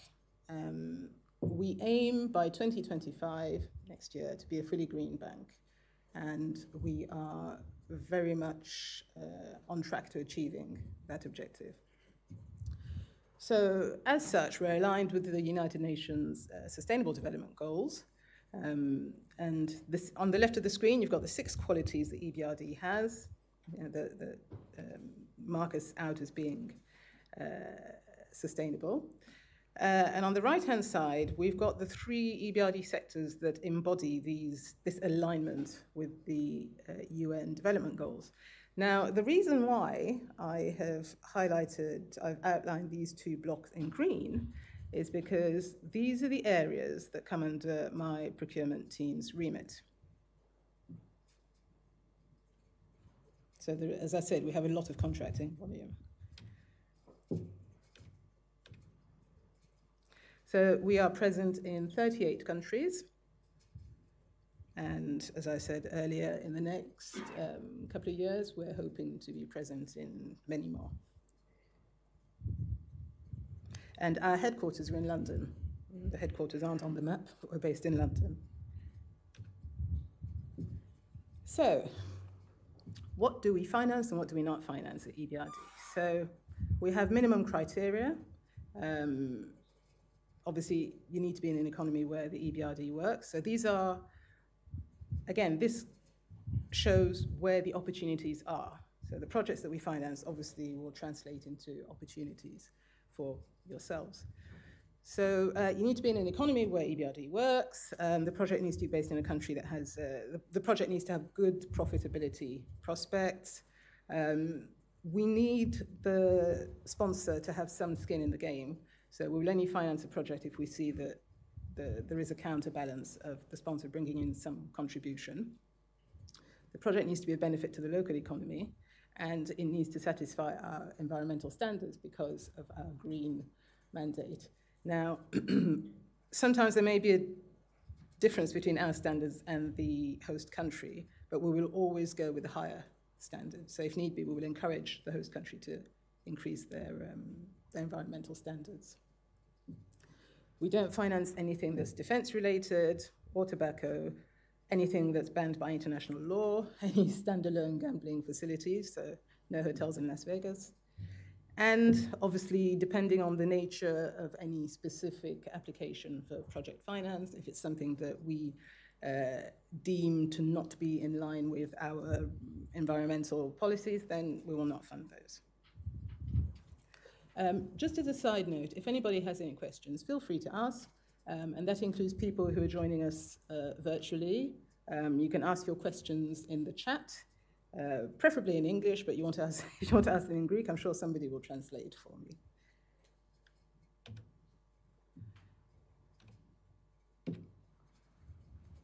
So I'm just going to gloss over this slide because my colleagues later on will go into more details about the EBRD financial products.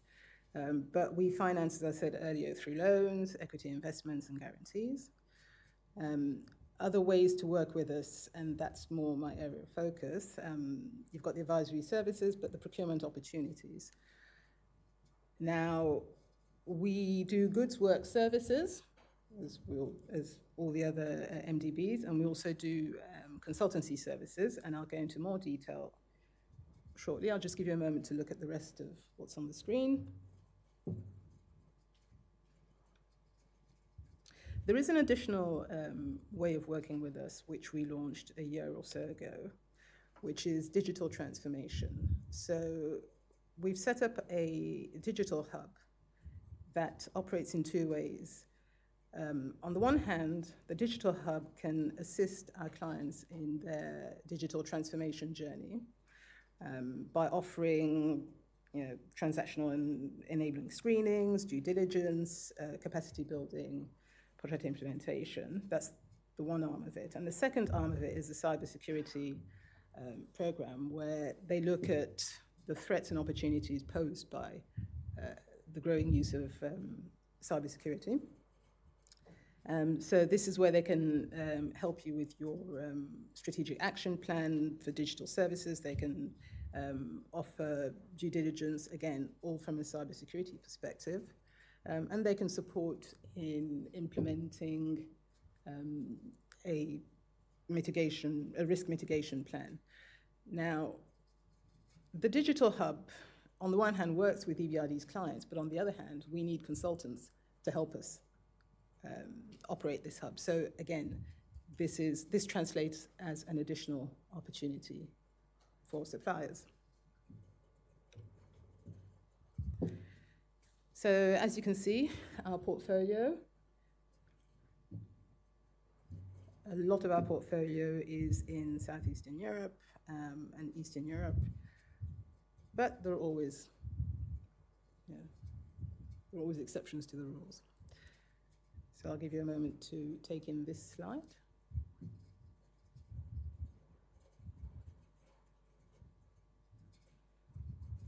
So again, the bulk of our portfolio is within sustainable infrastructure and industry, commerce, agribusiness, which we refer to in turn as ICA.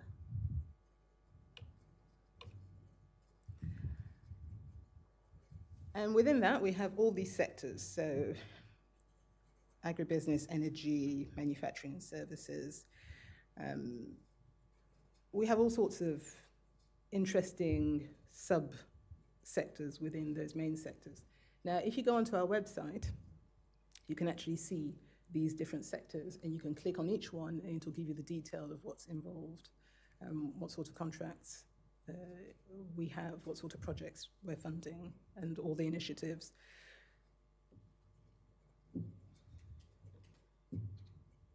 And it is really a wide, I mean, if you take manufacturing and services, I mean, we even operate in the automotive sector, we operate in the pharmaceuticals sector. It's really very varied. So what do we procure and how do we do it? So I'll explain about our procurement function, because as I said earlier, we've got 3 arms to it. We've got 2 procurement departments at EBRD. One of them is Procurement Operations Delivery Department, which is where I work, and the other is Procurement Policy and Advisory Department, referred to as PPAD internally. Now, PPAD, they handle all the client-led, client-contracted project procurement. A lot of public sector procurement, some private sector, but very, very similar to World Bank and to the type of procurement that Theodoros and Spiros have described.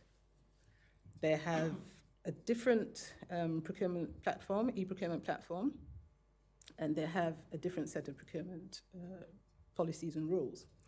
Again, those are available to download on the EBRD website. One thing I didn't mention at the start is that the funds that we use for our projects either come from the bank or from donors. Excuse me, losing my voice. Now, with PPAD procurement, the procurement is led by the client, which would be the equivalent of an implementing agency, for example. And it's usually donor-managed funds, which is why the procurement has to be done under PPAD's supervision. I'm not going to go into the detail of that arm of procurement, because there's a whole other presentation. On the POD side, Procurement Operations Delivery Department, that's split into 2, where we have consultancy services, which is my area, and we have POD Corporate. POD Corporate, they run tenders for procurement for the bank's benefit. So if the bank needs to buy 50 laptops, it will go through POD Corporate. If we need facilities management, that will go through POD Corporate. And all those contracts are 100% bank funded because they are for the bank's use. And the spend is actually quite important because it's still £90,000 sterling per annum. So, yeah, suppliers wishing to bid for business within EBRD, feel free. And then we have consultancy services. Now, that's my area. That is where EBRD will run the procurement process and contract on behalf of the client. So EBRD runs the tender, EBRD signs the contract with the supplier, but the services will be delivered to the client. Sometimes the services will be delivered to EBRD, depending on the nature of the consultancy services. It's usually donor funded, about 90% donor funded, 10% EBRD funded, again, depending on the nature of the consultancy services. So if, for example, we're funding a project in Kazakhstan, we need some background information, we need to be sure that the project will be viable, we need to conduct some due diligence on a certain aspect of the project, or the persons involved in some of the project, then we would run a tender for a specific type of due diligence, but that would be for the benefit of the bank because it's the bank needing reassurance that its investment would be viable. So we do cover a large variety of contracts. So POD Corporate and POD Consultancy Services, we have a different procurement policy. Again, that's available to download online. And we use a platform called SMART.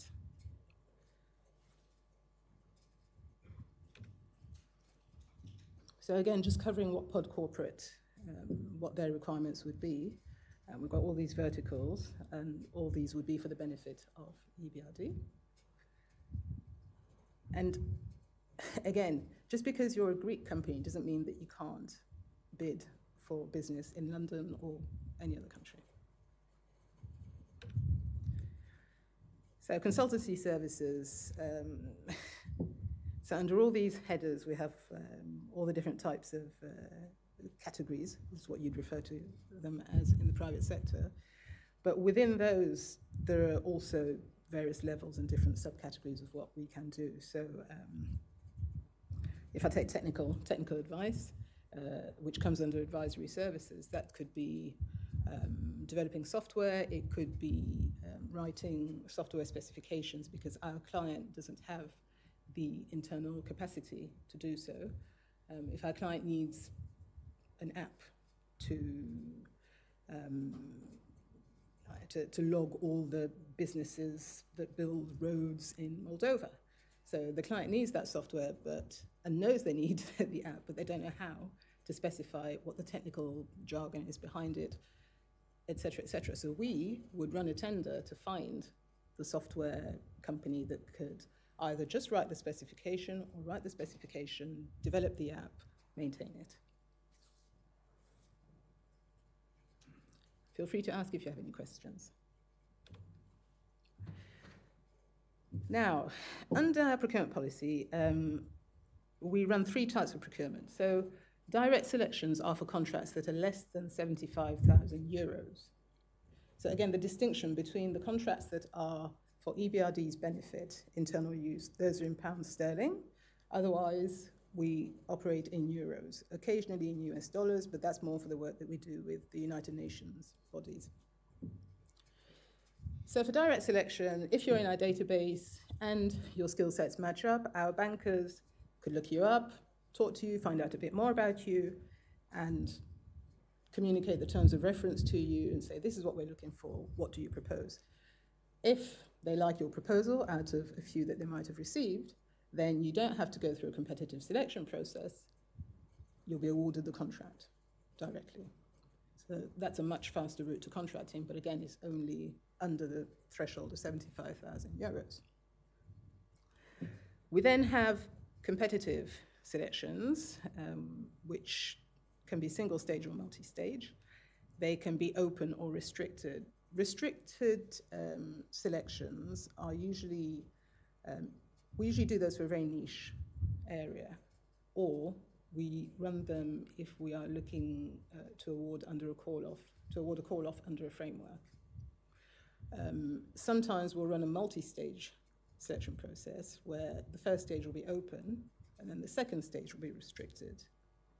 And again, we do that because we might want to structure the deliverables in a certain way. There might be confidentiality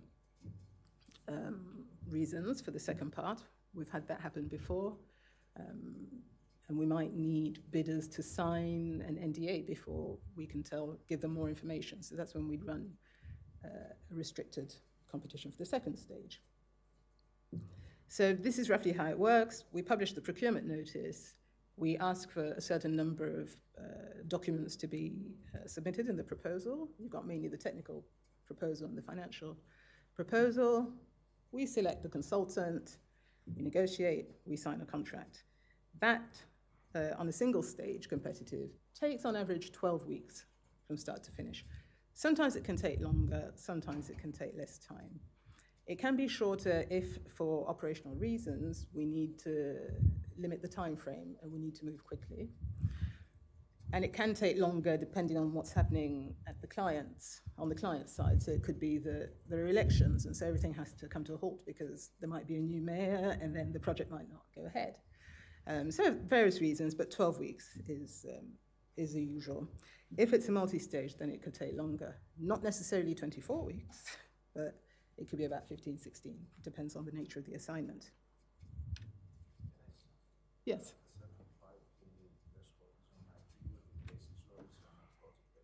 It's on a contract basis, on an assignment basis. Yes, so you could have one project that is made up of 10 assignments, each assignment could be under 75,000. Some of them could be under, some of them could be over. Now, what we do try and do internally is to regroup everything so that we don't have multiple fractioned assignments. But usually, if they're split like that, it's for a reason. It's because different parts of the project require different skill sets, different expertise, and we want to be sure that whoever is selected has the right expertise. And there is nothing to prevent a supplier from being awarded numerous contracts under 75,000 euros.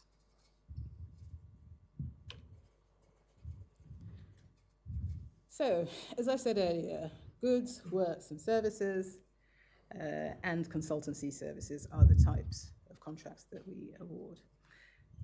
In terms of payment, our contracts are lump sum or time-based. We do tend to prefer lump sum contracts because then we can just assign a lump sum against certain deliverables. On rare occasions, we have a blend of both. We can have a mix of part of the contract is lump sum, part of it is time-based. It would depend on the nature of the assignment and on whether there are any uncertainties, again, due to the nature of the assignment. You know, if some things have to depend on the migratory patterns of birds or bats or whatever, then that element would have to be time-based because you can't really predict what would happen. We have single-use contracts. So again, we can award several contracts for a certain amount to the same supplier. We have framework agreements, which I am trying to increase the use of at EBRD. We have services agreements, which we currently tend to use for the pod corporate side, but I'm introducing those into the consultancy services side too, because with some sectors, we're finding that you could have a project with various sub-assignments, and you potentially could have one firm bidding on the different, you know, on 4 out of 6 assignments. So from an efficiency point of view, it would make more sense to award one contract for 4 different pieces of work to one supplier instead of awarding 4 separate contracts to the same supplier. And this is where also we would encourage suppliers to regroup, to form, to work on a subcontractor basis or to form joint ventures. But more on that in the next few slides. I'm also introducing preferred supplier lists, which would benefit the smaller suppliers because we're finding that a lot of suppliers, the smaller ones especially, or the individuals, are reluctant to bid because they don't think that they count. There's no such thing as being too small a supplier for consultancy services. In fact, I think there's a famous African proverb that says, if you think you're too small to make a difference, try spending the night with a mosquito in your bedroom. So preferred supply lists are something that we're implementing, which would be tied in with the direct selections, where we would just say, okay, we need this service, we'll just go to this supplier because they're on the list, we have pre-negotiated terms and conditions. It speeds up the procurement process.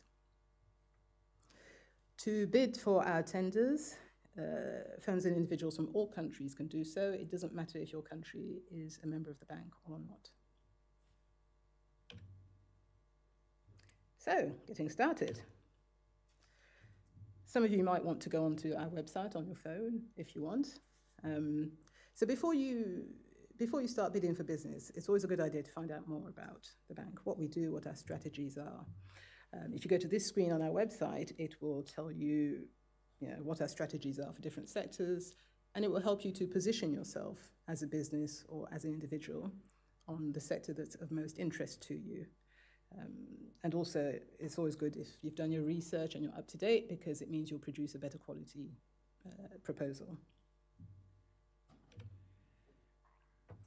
So to find our procurement notices, you need to go on our website, go onto the Work With Us section, click on procurement. Now, these two are circled because the project procurement that you see here, this is the PPAD work, which is a different platform. You need to click on this, Corporate Procurement and Consultancy Services.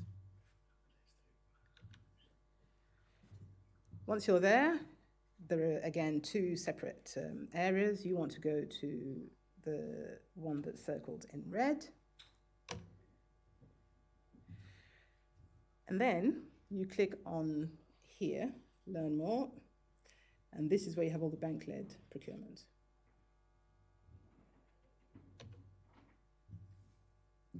Once you're on that screen, you scroll down to Smart by GEP, which is our e-platform. If you're not already registered, then you can do so here. We've got a lot of supplier guidance documents here to explain, step by step how to register onto the platform, how to access the events, how to maintain your profile. Maintaining your supplier profile in the system is extremely important, and I'll explain to you why later on. And then, this is the meaty bit, this is what you need. You click on there to view our opportunities. And it takes you to a screen that looks like this. Now, you can filter, or if you want to see the opportunities for specific areas, or you can just view everything. Now, just to highlight, these are the reference numbers that we precede all our opportunities with. Some of them start with PR, some of them start with PUR. The ones that start with PUR, like this one here, the third one, they tend to be the internal ones for the bank's internal use. So, any art consultants? We have some quite interesting tenders for the internal work. And then everything else, PR, is for our various assignments around the world. So if you click, so here you've got this little download box is the event summary. So everybody can download that. It just gives you a short summary of what the assignment is about. It will give you the budget if we choose to publish it. And it will give you contact information and just background information that you'll need. If you click on the bold blue headline, and if you are a registered supplier, it will take you directly to the opportunity. The event summary, by the way, also gives you information on how to register.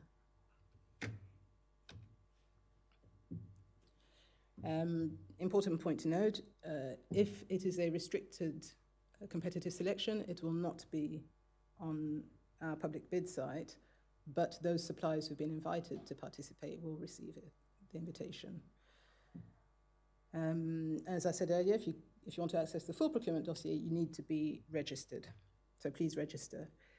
Now, because we use the Smart e-platform, we have done away with paper bids, which is a far more efficient way of doing things. And it also means that everything is tracked and audited for compliance reasons. So you can only submit through Smart. Do not try and submit by email only unless there's a valid reason, but even so, we wouldn't accept. We would reopen the tender in Smart for you to upload your proposal. So unfortunately, the system does not send out notifications when we publish a tender. It will send out a notification if the supplier has been invited to a restricted competition. But if it's a public one, unfortunately, you don't receive notifications. So I would urge suppliers to daily, weekly, just go on the website and see what's being published. We do publish tenders daily, several times a day. And also, if it is a restricted competition, that is another reason for you to keep your profile and contact information up to date, because information from the system goes to whoever is registered as a primary or secondary contact or respondent in the system. A bit more on that later. Any questions? So now that you found the opportunities that you want to bid on, how do you go about that? So there's understanding the procurement dossier and all its components, and then there's understanding the questionnaires and what we're expecting, and then how to submit the response. So when you've accessed the procurement dossier, this is what you see. It looks a bit daunting, but it's not that bad, really. So first of all, we've got the instructions to suppliers and the data sheet. Now, those two are mandatory. You've got to click when you, before you can submit a response, you've got to click that you accept those two pieces of information. The instructions tell you exactly what you need to do. They're basically the rules that you have to agree to before you can submit. The data sheet contains the evaluation criteria, so we are telling you in advance how we are going to evaluate your proposal so that there's no ambiguity, everything is transparent. The terms of reference will tell you what our requirements are for this assignment. We also provide a blank contract template. It's not for you to complete, it's for you to understand what you are expected to sign up to if the contract is awarded to you. So you could review it ahead of time, and if you have any comments that you'd like to make, you could point that out in your response. I'll show you that on one of the next slides. We also have the bottom 3 documents, which are two of them are the templates for the technical proposal and the financial proposal. And we have the qualification questionnaire, which is where we get to know you. So you need to tell us about yourselves, about your subcontractors, whoever's working with you, and that is part of our due diligence integrity screening. If you are an individual, as opposed to a firm, then there'll be a slightly different version of those 3 bottom forms, the technical and financial proposals and the qualification questionnaires, because the criteria is slightly different for individuals. So the data sheet that I mentioned, this is what it looks like. It's not as scary as it seems, really. A lot of information on there, but this is us telling you how we're going to evaluate you, what threshold you need to meet for each evaluation criterion. So we always look at the qualifications of the key personnel. We'll look at your experience as a firm or an individual, either generally or more specifically for that geographic region. We'll look at your methodology, how you propose to deliver the solution, and we'll tell you exactly what weighting each criterion holds. So again, no ambiguity, but you also need to meet a threshold for each of them. So the threshold can change. It's usually 70%, but depending on the assignment, it could be lower, it could be higher. I've never seen a threshold more than 80%. In some cases, if we're doing a 2-stage, then we would have a 100% threshold because the second stage would be the financial stage, for example, but that's very rare. So we also tell you the weighting of the technical proposal and financial proposal. For our consultancy services, we do tend to operate on a very qualitative basis. So the emphasis is on the quality of the technical proposal more than the financial proposal, more than the amount. And proposals that don't meet the overall threshold for the technical proposals do not qualify for commercial evaluation. So if you submit a proposal that only meets 69% in the scores, then you'll be disqualified at that point and we won't open your financial proposal. So that's basically the data sheet part of it. There could be more criteria than that. They differ from one assignment to the next. The qualification questionnaire, which is what we use for our integrity purposes. So this is for you to complete and send back, and it's mandatory. Now, a couple of things we need to point out here. EBRD only signs bilateral contracts. We do not do multi-party contracts. We will only sign a contract between us and the lead, or whoever's in the lead box on this screen. And the lead is usually the respondent. Now, I know that this form mentions joint ventures, etc. Now, if you want to bid as a consortium, then in the true sense of the term, we will interpret it that way. So you need to be a true consortium, a true legal entity with your own bank account because payments will be made to whoever is named as the other party in the contract. So if you want to move quickly, then I would recommend a lead supplier subcontractor relationship. But we do work with consortia, we work with joint ventures, but we will interpret it in the strict sense of the term. And the reason I emphasize this is because we do occasionally have companies that will bid, and then they'll be awarded the contract, And then just before the contract is signed, they'll say, oh, we want to add these 5 other parties to the contract because we are a consortium. Well, I'm sorry, no, we can't do that. And in cases like this, if we can't find an agreement, then we will move to the second ranked supplier. The second part of the qualification questionnaires covers all the information we'd need for our integrity checks. So, you know, if you've been found guilty of prohibited practices, if you've violated certain sanctions, if you've been debarred, which is what we discussed earlier, being blacklisted by other MDBs, we do look at all this information. Now, if, for example, I always urge firms, individuals to be honest. Don't lie, because we will find out. And if your firm is under investigation for something, then state it. Being under investigation does not mean that you are guilty. So be truthful is the best policy. On the qualification questionnaire, we'll also look at your professional capacity, what your firm looks like, do you have the right licenses, certifications, accreditations, because again, for some assignments, we do need specific licenses to be held. I'm thinking mainly the environmental stuff. We'll look at your financial position. Again, that's more for firms. But what we want to know is that you're not filing for bankruptcy just before we award a contract to you. We also look at whether you've got any conflicts of interest, any relationships. So if you happen to be a close relative or married to somebody who works in EBRD or who is connected to the project in any way, then you must declare it. You also use the qualification questionnaire to tell us about how your bid team is made up of, if you've got special personnel, et cetera, et cetera. Again, it helps us to understand better how you're structured. And it also means that we conduct integrity screening on your subcontractors, not just on the lead contractor. The terms of reference, fairly straightforward. That's basically EBRD telling you what the expectation is. We'll give you some background and context to the assignment. We'll tell you what the requirements are. We'll tell you how we want the assignment to be executed.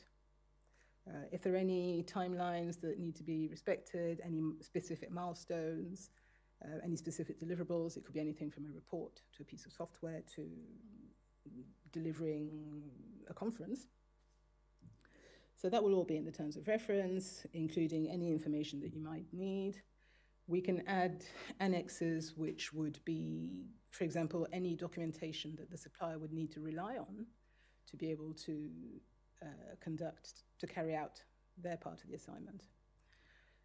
Now, with the terms of reference, you can request clarifications. You can do that either within the procurement notice itself, which has a forum section, or you can email the advisor. Each procurement notice contains the name and email address of the procurement advisor that is handling that particular notice. And also, if you do ask for clarifications, please do so in good time. We do tend to have a deadline for requesting clarifications. And if you ask your questions the day before the tender is due to be submitted, or the day before the clarifications are supposed to be closed, then it just makes it a bit more complicated for everybody. Now, the technical proposal, this is where you prove to us that you can deliver the assignment, that you are the best, and that we should pick you for it. You need to show us that you understand the requirements. Tell us more about yourself, background, expertise, why you think you can deliver this better than anyone else. And again, as with all procurements, really, give us relevant examples, structure your response so that it's in line with the terms of reference. If we've asked for you to structure your response in a certain way, please stick to it. And if there are any, because sometimes we do impose page limits or specific format, if there are any specific instructions, please follow them. The warning sign there, this is fairly obvious, but we do have some suppliers that do it, and unfortunately they are immediately disqualified. Do not include any financial information in your technical proposal. That's why we ask for them to be separate. So for the financial proposal, it may seem obvious, but please price all the technical elements of your proposal. So if in your proposal you've accounted for 5 people with certain skill sets to do this, then make sure it's all priced into the financial proposal. We don't like surprises. Quote in the stated currency. I've had proposals come through in various currencies other than the one that we quoted in, which is not best practice because there are implications on, the supplier is going to take the currency exchange hit. And because the way that we pay invoices, that might be problematic as well. So quote in the stated currency, unless there are very specific reasons for you not to do so. One thing that I didn't mention at the start, when I said that we are contracting consultancy services contracts, so the bank will contract with the supplier, the bank also pays the supplier, so you don't have issues of waiting for 6 months to be paid. Just thought I'd mention that because I know that with public sector, sometimes there can be long delays, but there are no such issues. Anyway, back to the financial proposal. So when you quote, please give us the maximum amount and quote all fees, all reimbursables. I've had some suppliers quote for fees on the one hand and then not include the cost of airfares and field trips. Just quote everything, but exclude VAT from your quote. That's because EBRD is not subject to indirect taxes, and that exemption will extend to the supplier that we are contracting with. Now, unfortunately, the VAT exemption does not apply to subcontractors. So if lead contractor A has got subcontractor B, lead contractor A will benefit from the VAT exemption, but subcontractor B, who is providing the services to lead contractor A, cannot benefit from the VAT exemption, and that's because the contract is between EBRD and the lead supplier.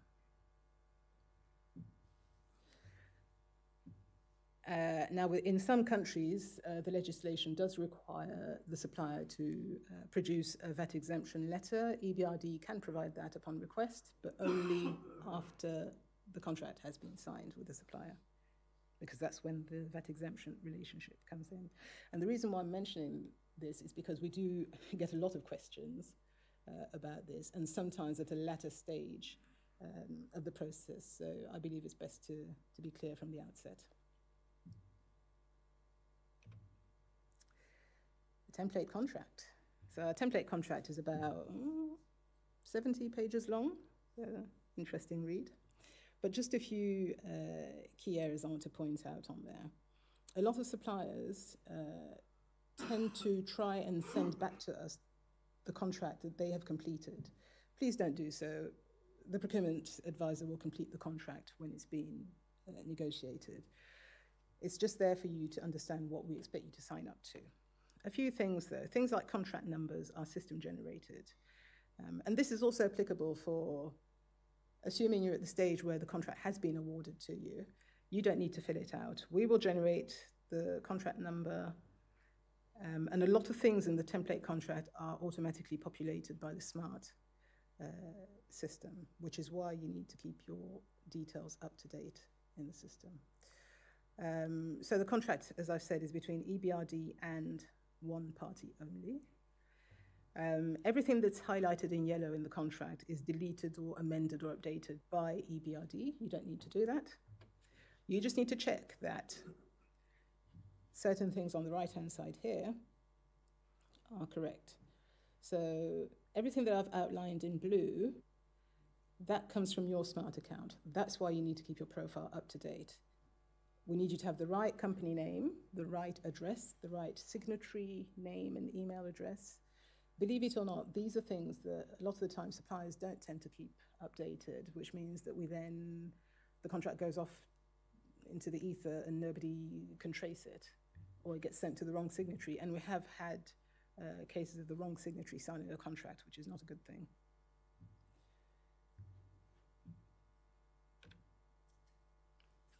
Now, on the contract, we're not completely rigid. We do negotiate certain clauses, but there are some that are absolutely non-negotiable.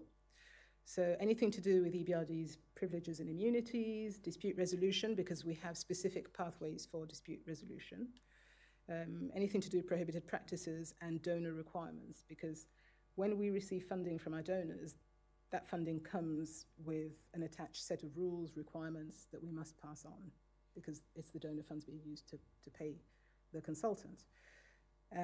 Also, our contracts come under English law, because we are headquartered in England.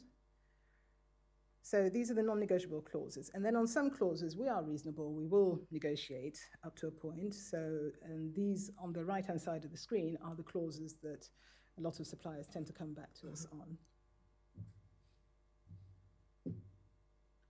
Intellectual property being one of them as well. So, now that you've understood how to complete all the various forms, how do you submit a response? So the first thing is make sure that your bid is of good quality. For that, you need to put yourself in the evaluator's position. If somebody is looking at your proposal, can they easily identify and assess the strengths and maybe weaknesses of your proposal? Does your proposal address all the key points and all the evaluation criteria that we set out? If you identified any questions that were being asked in between the lines, then answer those questions. If you identify an innovative way of addressing how the assignment could be delivered, then do so as well. You know, we have had complete turnarounds where we've issued a tender, and when the proposals have come in, the operational leader has said, oh, that's a different way of doing the project. Actually, I quite like that. And so it can be an advantage to a supplier to propose some sort of innovation. Your documents, they need to be concise, to the point. We don't want rambling documents. They need to be tailored to the specific assignment or procurement notice. Don't just send us standard documents that you haven't. It's like sending a CV to an employer. You wouldn't just send a vanilla CV. You would adapt it for the opportunity. So we urge you to do that as well. Structure your documents, put in a table of contents if need be, so that the evaluator can navigate through your proposal easily, and provide a document that's easy to read. Now, deadlines. We have deadlines for a reason. Before the deadline, make sure that you've asked all the questions that you want to ask, but also always do so in writing. As I said earlier, you can do it either from within SMART, or you can email the correct advisor. Please, please, please do not try to liaise with anybody else in EBRD about the procurement notice. Do not contact the bankers immediately, directly, sorry, because that could also lead to disqualification, and do not contact the client. You could be providing other services of a different nature to the same client. Do not engage with the client about this opportunity. If you do have questions, ask them early, and if you have multiple questions, please don't send one email per question. Just put all your questions in one email or in one document, and either email it or upload it in the forum. We do have some suppliers who, wanting to do the right thing, will post 10 times in the forum, once for each question. Doing that means that we could inadvertently miss out a question. So just group everything together, make it easier for everyone, including yourselves. So, submission deadline. This first point is a bit obvious, but we have had issues with suppliers getting their dates and times mixed up. So our deadlines, as we specify them in the procurement dossier, are always in DDMM format, so the day before the month, not the American way. And the time is always UK time. Recently I had a supplier who made his life complicated by trying to calculate the time that he should submit based on his country. I think it was in Finland, based on UK, based on summertime, wintertime. Basically, he missed the deadline. He should have just followed what was on the screen. So anything that is submitted late will not be considered. Now, technical issues can happen. That's why we ask you to submit your proposal before the deadline. Don't wait until the last hour, because that's when everybody's trying to upload their proposals, and you can have technical issues. Now, in the event that you have tried to submit and there has been a technical issue, then you need to email the support team at GEP. GEP is the company that edits SMART. The address is there, but the email address for the support team is also within the event summary, et cetera, et cetera. It's easy to find. So you email them as soon as you encounter technical difficulties, and also email the pod advisor. Once you've done that, we'll investigate together with GEP and we'll advise on next steps.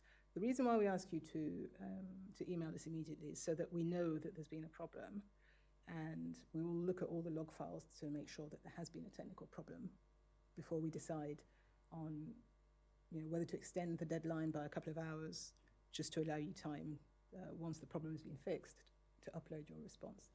But you must inform us as soon as the problem arises. There's no point telling us this 1 day or 1 hour after the deadline. On the screen, and I haven't shown you the supplier side screen, but you can see all that when you go into the system.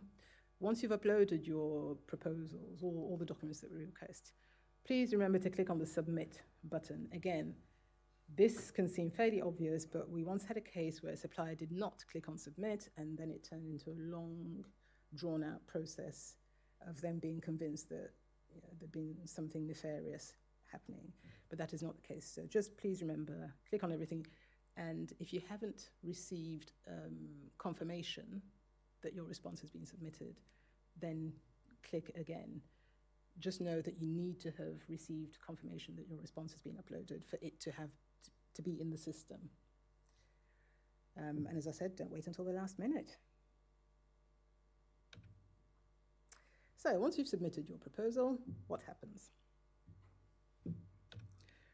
So these are the different steps of the evaluation process. We'll conduct the technical evaluation. First of all, we'll look at your data sheet. We'll look at whether your proposal meets the data sheet criteria. And obviously, all this assumes that the qualification questionnaire did not return anything that would disqualify you. So we'll evaluate your technical proposal in line with the criteria in the data sheet. If the data sheet specified that we would hold interviews as part of the selection criteria, then you'll be contacted to attend an interview. That's usually a virtual interview. But if you're in the same country, it could be in person, but we prefer virtual interviews. But we'll only hold interviews if they are specified as part of the selection criteria. But sometimes it can happen that the evaluation team may have questions about your proposals, so we would then contact you to have a call to ask you any questions that we may have identified that would help us to evaluate your proposal fully and accurately.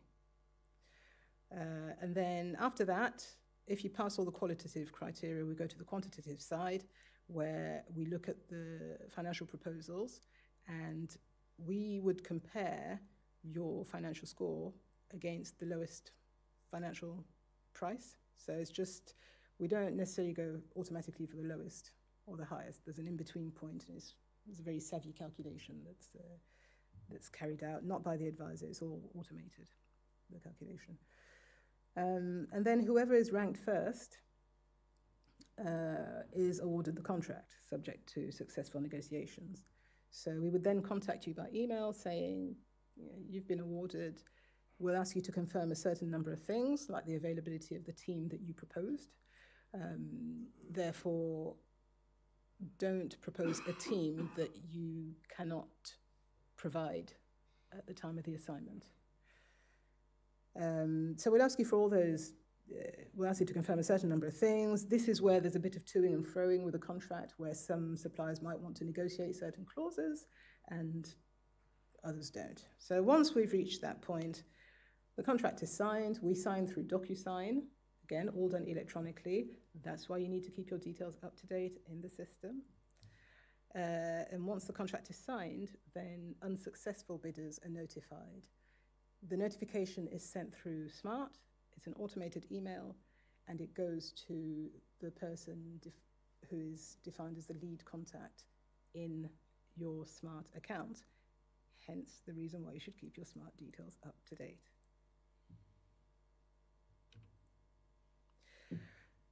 So a lot of unsuccessful suppliers request feedback, which we'll gladly give. We only provide feedback on request. We won't do it by default. And we will only give you feedback that relates to your proposal.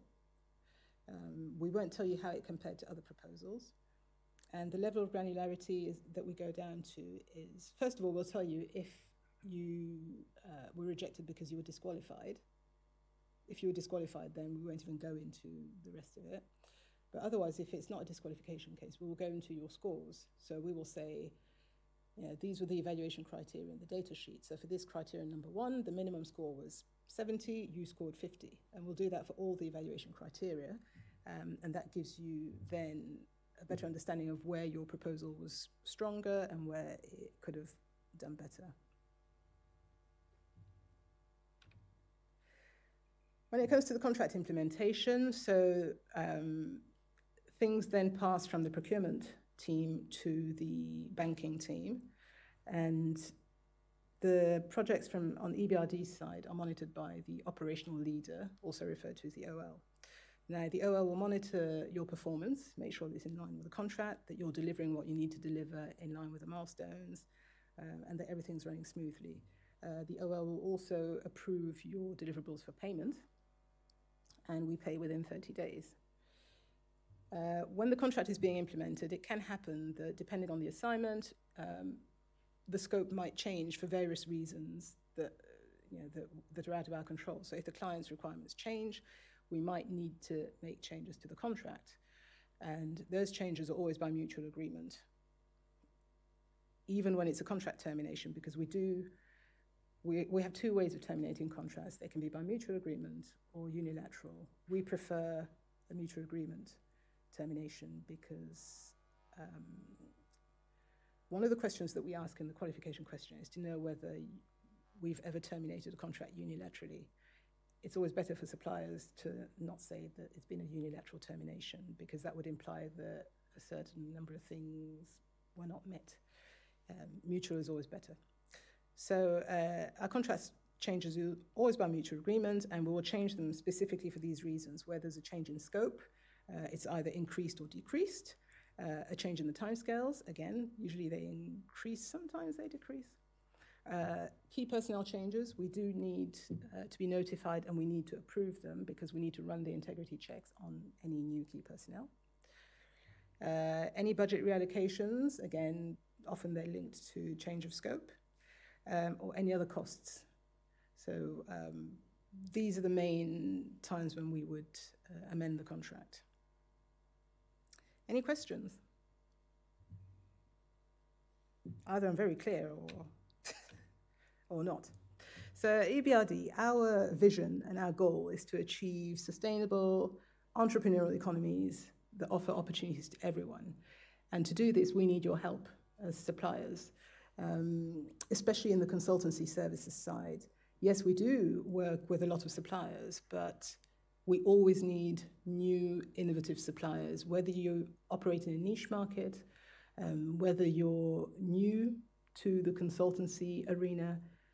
We do need your help. We want to work with new, fresh skill sets. There are certain areas where it would be surprising to find, for example, a Big Four accountancy firm bidding on a niche area. Now, yes, the Big Four, they come with their own gravitas and their clout, but we would prefer to work with, and these Big Four firms, they would subcontract to the smaller firms anyway. They would find somebody who operates in a niche market and subcontract to them. We at EBRD would prefer to contract directly with a smaller firm because it helps them. Then it's a two-way thing. We're helping the client, we're helping the country, we're helping the economy, and we're helping the smaller supplier. So please, please, please, I would urge you, go onto our website, look at what we do, where we operate, look at our sectors of activity. Some of them are quite niche and would probably be better suited to individuals rather than firms. But there's nothing to prevent individuals from grouping together to form a firm and to bid under a firm. So yes, help us to achieve our vision. Here are my contact details. If you have any questions, or if you want to be put in relation with anybody else within the bank for the PPAD side of procurement, for the pod corporate side, for the digital hub, then take a photo and contact me. You can also find me on LinkedIn using my name. Do I have any questions? No? Well, thank you very much for your attention. Thank you very much, Rachel. Now we break for a quarter of an hour and we'll be back at 12:50.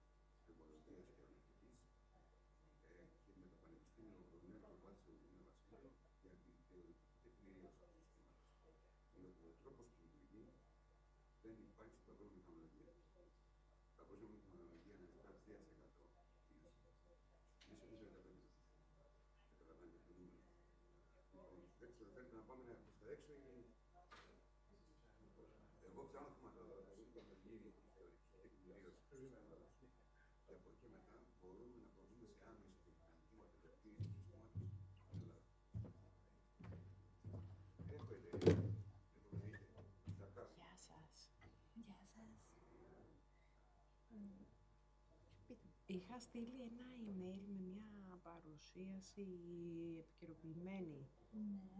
Πασχαλίδη λέγουμε, που μιλάω μετά. Την είχατε στείλει στην κυρία Λαμπροπούλου. Στην κυρία Πέτερ. Αυτή είναι, έτσι. Αυτή είναι η δικιά μου. Ωραία. Ναι.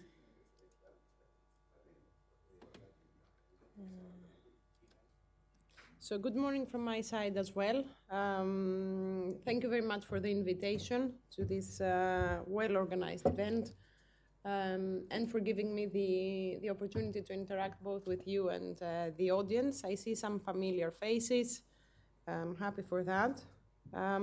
I am Zoe Paschalidi and I represent the EBRD as well, and specifically the Advice for Small Businesses program. So most of you probably know us through our financing activities, but I would like to focus more on the activities that we do solely related to SMEs, and specifically in Greece. In 2018,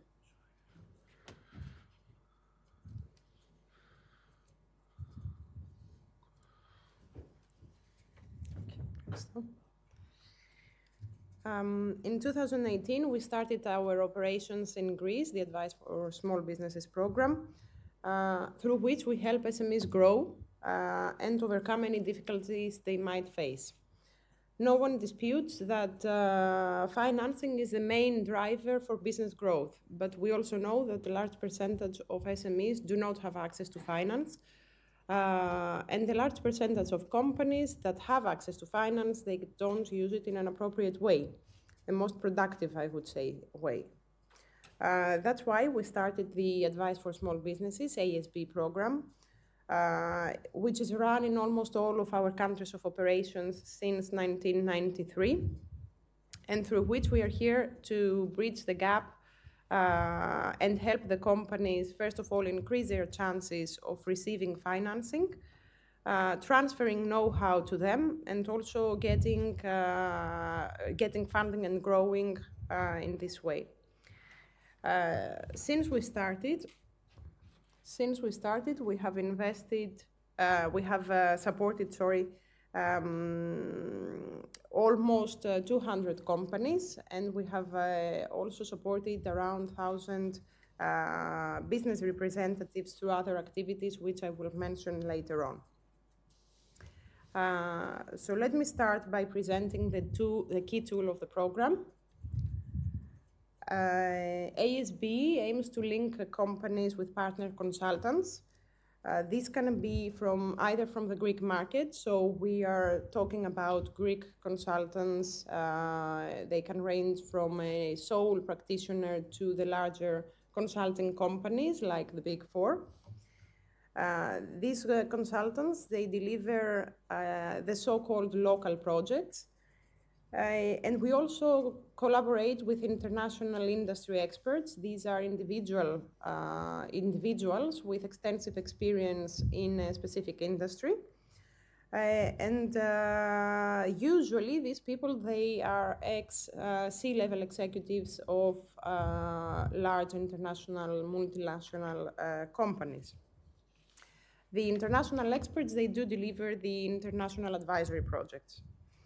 From our side, we can deliver projects either to individual companies or to a group of companies. And in this way, we can achieve economies of scale. And we also like, in general, in EBRD, to promote the cooperation between the companies within a specific sector. Our partner consultants, they provide services from a very wide range of areas. You can see in this slide a non-exhaustive list of activities, services they provide. Let me mention a few examples.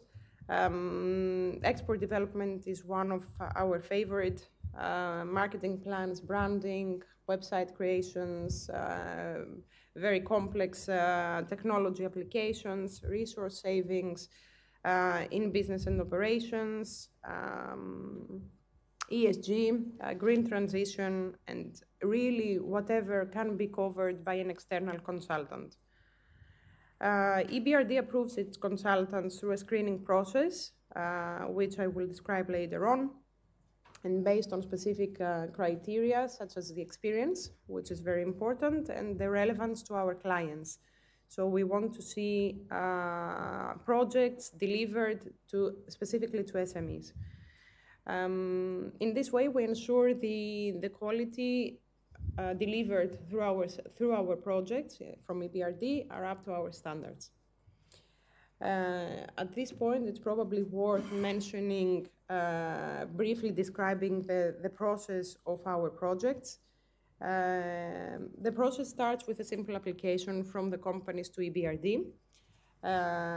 This is to verify that the initial eligibility criteria are met, and then we organize a meeting with the company to meet with them, discuss about the business and the business needs. And if we can, of course, at that point, we evaluate if we can proceed with a specific company for a potential cooperation. Then we help the company select the most appropriate consultant who will deliver the project on behalf of EBRD. Just to mention that we always suggest a number of options to our clients. This is in order to find the most appropriate choice that is closest to their requirements. But also the companies that we work with, they can suggest consultants that they want to work with. However, they all need to be part of our database. So following the start of the project, we stand by the company to ensure that the project is carried out properly. And of course, we stand by the consultants in case there are any issues with clients asking more than they have agreed in their contracts. At the end of the project, we check the deliverables that are agreed initially when we sign the contracts. And then we pay a grant to the company for the services delivered. So let me stay at this point a little bit more. In this program, we subsidize the advisory services that we provide to the company. The rates are between 70 and 100% based on the nature of the company and the nature of the project.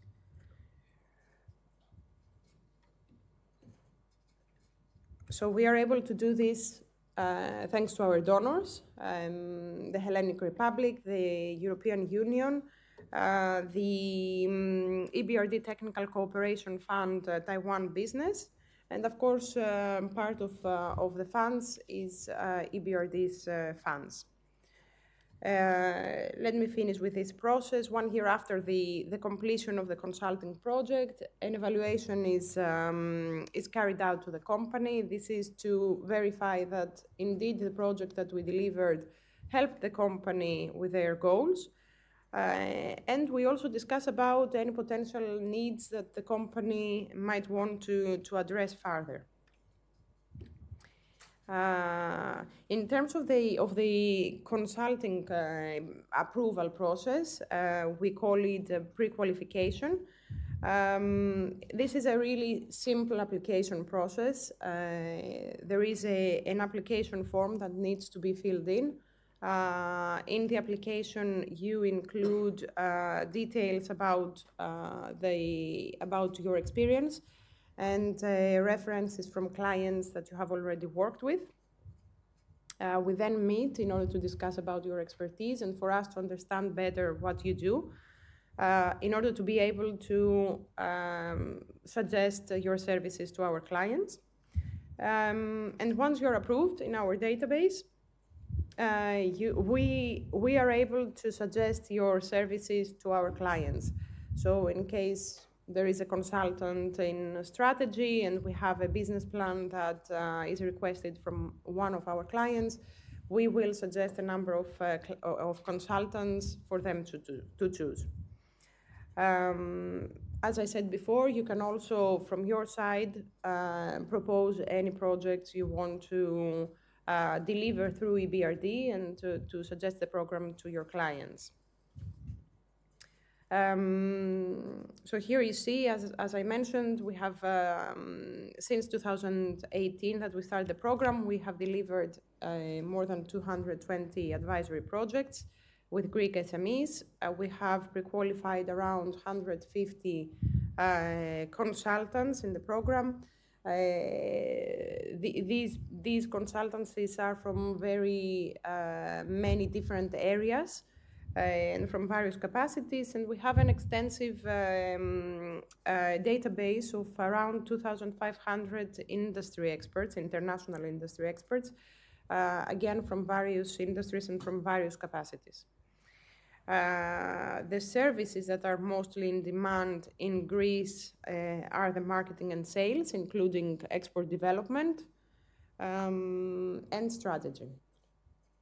And our clients are mostly based outside of the Attica region. 39% is in Attica and 23% in Central Macedonia.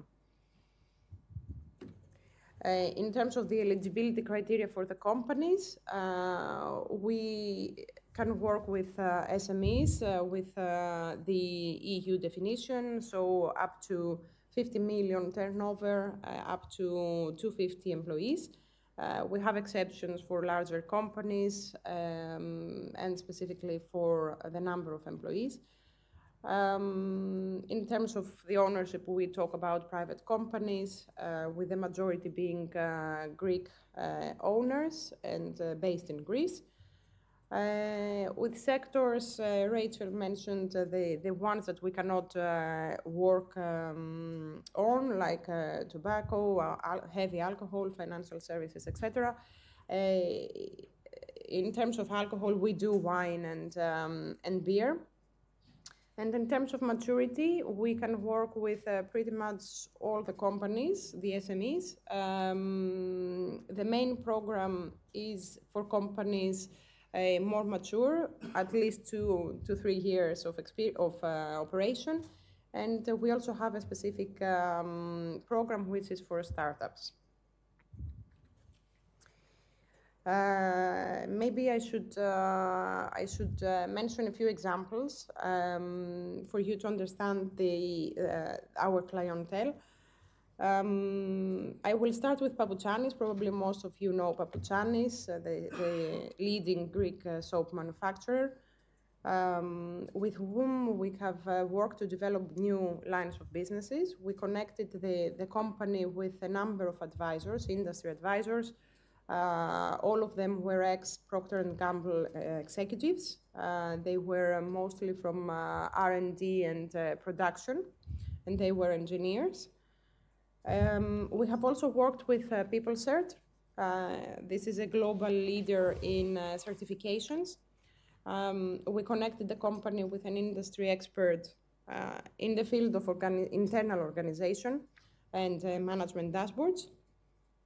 And actually, probably you are thinking that these companies are not SMEs at the moment, and yes, they are not SMEs, but when we started working with them, they were. And we are quite happy that we have seen them grow and surpass the SME threshold. And actually, I mentioned these two examples because they are companies that have already also received financing from EBRD. So they are clients both on the advisory side and the financing side. Let me mention two other examples. We have worked with Kritida. Kritida is an olive oil producer based in Crete. We supported them in their export promotion. They collaborated with through two projects, one with a local consultant who prepared them in terms of their product portfolio, in terms of doing a market research, etc. And we worked with them also through a group project along with 3 other companies from Crete. Altogether, these 4 companies approached the US market with the help of an industry expert, international industry expert. When I say international, I talk about Greeks as well. So this can be a Greek individual with international experience. It's not only people outside of Greece.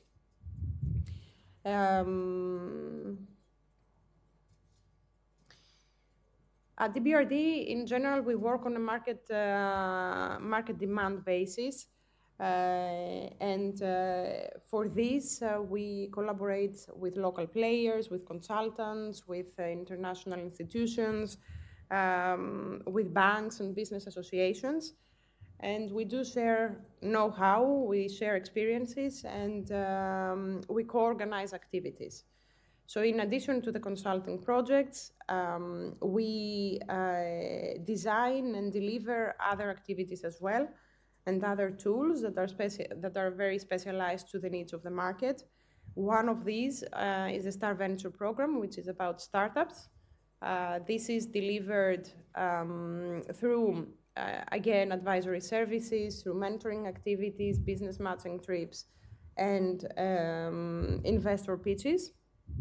And we have also collaborated with the Athens Stock Exchange, where we currently operate a program which is called SME Pre-Listing Program. And we support companies that want to tap the capital markets, especially the Greek capital market. And we have also delivered a research program for companies that are listed. We deliver to them a research report on twice per year. I will mention briefly a few other complementary activities like the export trainings. This is probably the cornerstone of our activities in terms of exports. We have organized 16 workshops so far. We've trained more than 300 Greek SMEs. The participation is free. This specific training is delivered by Crown agents These are consultants based in the UK. The next one will be in early January, probably. We do trainings both for consultants and for companies. So in case you are interested, you can send an expression of interest with your details, and we'll let you know when the next one will be. This is a first come, first served basis training. We are trying to keep the number of participants low in order to have more interaction and active participation.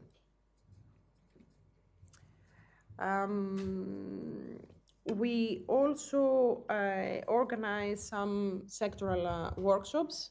This means that we invite international experts to analyze specific issues relevant to a specific sector. We've done so for the olive oil industry, for technology, for dairy and wine, and a few others. And we also organize thematic workshops, for example, in ESG, green transition, again, technology, etc. Lastly, we do support and organize business matching visits. This is either with individual companies or with a group of companies where we prepare them and we send them to a target market along with an advisor. We've organized already trips to the US, Scandinavia, Europe, Africa, and pretty much actually in almost every continent. In this slide, you see one example of these business matching trips where 17 businesses were traveled to the US, and they presented their markets in a retail chain. So let me conclude by saying that although we are a large organization, we are pretty flexible and we are very close both to SMEs and the consultants. I think the consultants that are here today and are in our program, they can verify this. We are listening to the needs of our clients, of the SMEs, and we are trying to collaborate with our partners to do so in the most personalizing, let's say, way. We act more as a partner, both to the consultants and the entrepreneurs. So in case you are interested, please come and meet us. Our databases are open. We will be here until 2025. So you still have 1 and a few months here to work with us. And if you have any questions, I'm open. Okay? Thank you very much. Thank you very much. Now we move on to the next EBRD presentation, which is about financial products by Ms. Sonia Christodoulou.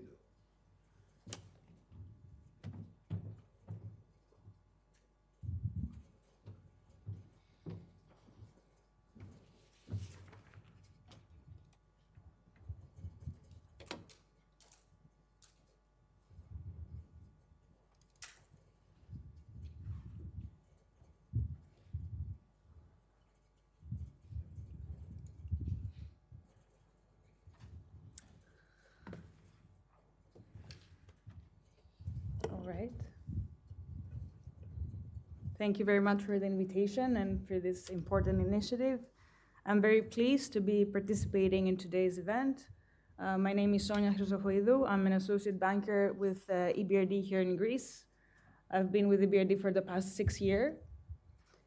And I will start by briefly mentioning a few things about EBRD. For those who are not familiar, I'm sure most of you are familiar with EBRD. And then describe the organization's journey in Greece in a very dynamic economic and business environment, which has changed significantly over the past few years.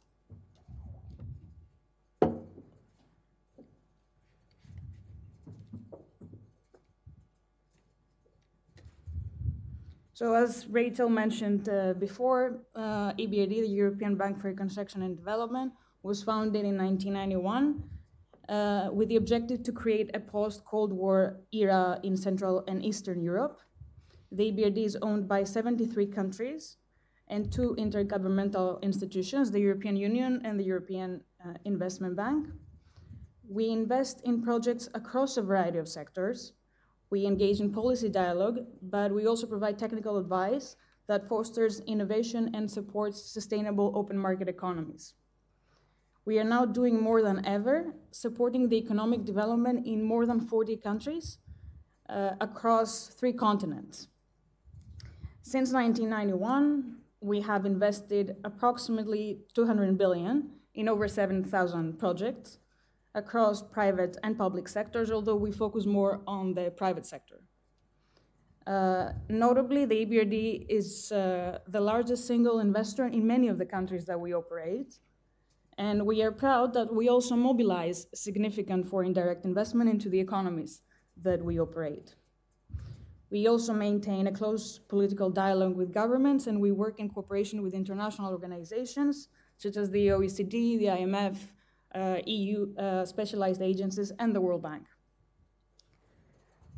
In terms of financial instruments, those are tailored to the specific needs of each project that we look at. The main instruments that we use are loans, equity investments, and trade finance guarantees.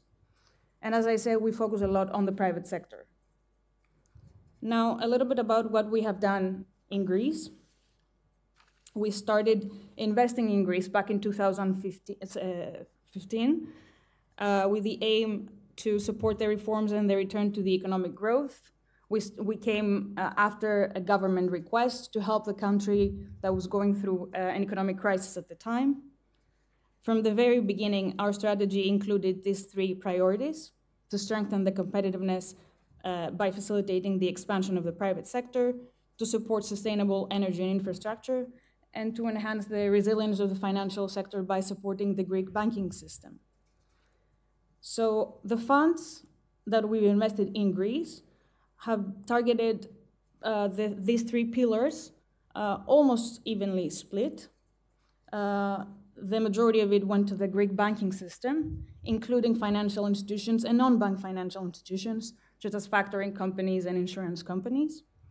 Number 2, we invested in the industrial and commercial corporates of the country, including tourism enterprises.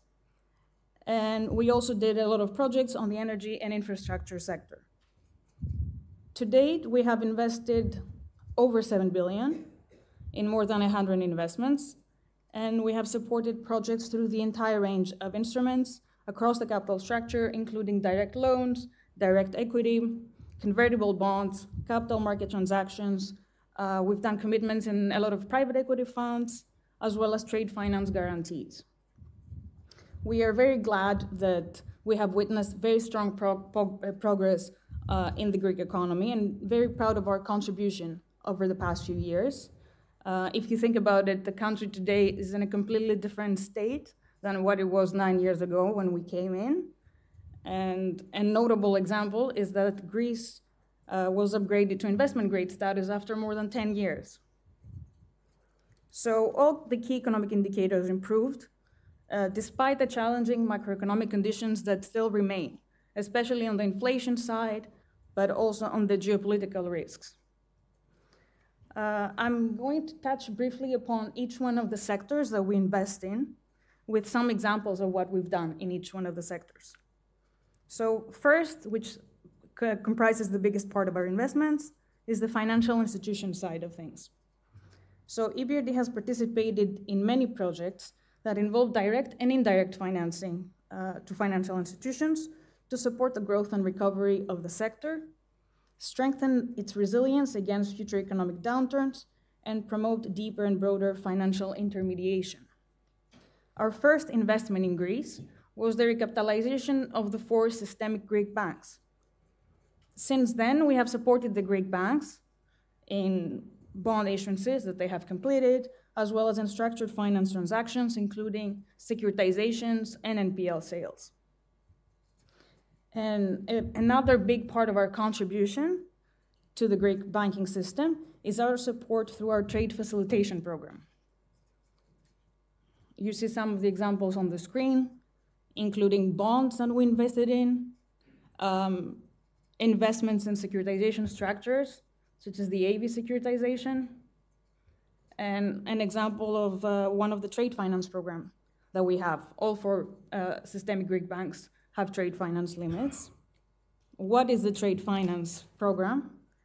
It's a program that EBRD established back in 1999 to promote and facilitate trade to, from, and within the economies that we operate.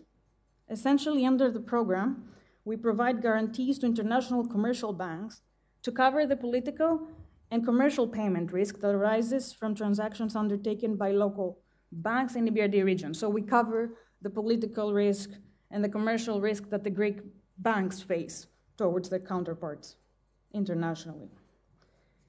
We also extend short-term loans to selected partner banks and factoring companies in order to fund related advances to local companies for pre-shipment and post-shipment finance, as well as other financing necessary for the performance of foreign trade and domestic and international factoring operations. Apart from those financing tools, we also provide trade finance training to our partners. Another topic or area, because it's not exactly a sector, that we invest in a lot is equity funds. EBRD is one of the largest investors in private equity funds, and in the private equity fund space in Greece specifically, we've invested in the six that you see on the screen, with tickets between 10 and 20 million. Together with the EIF and the Hellenic Development Bank of Investments, we are one of the largest investors. And such investments allow us to indirectly finance smaller, difficult-to-reach companies and support them in changing their corporate governance and growing. We invest across the entire private market spectrum. So the funds could be buyout funds, VC funds, growth funds, private debt, infrastructure, as well as energy transition funds. Another important sector group for us is the Sustainable Infrastructure Group. That includes energy in it. We have supported investments in Greece, as you can see, in renewable energy, in energy infrastructure, in transport, and that includes a lot of syndicated and bilateral loans, PPPs, as well as capital market transactions. Some examples are on the screen. As you will see in this sector, the average ticket size is much larger because the projects are much larger.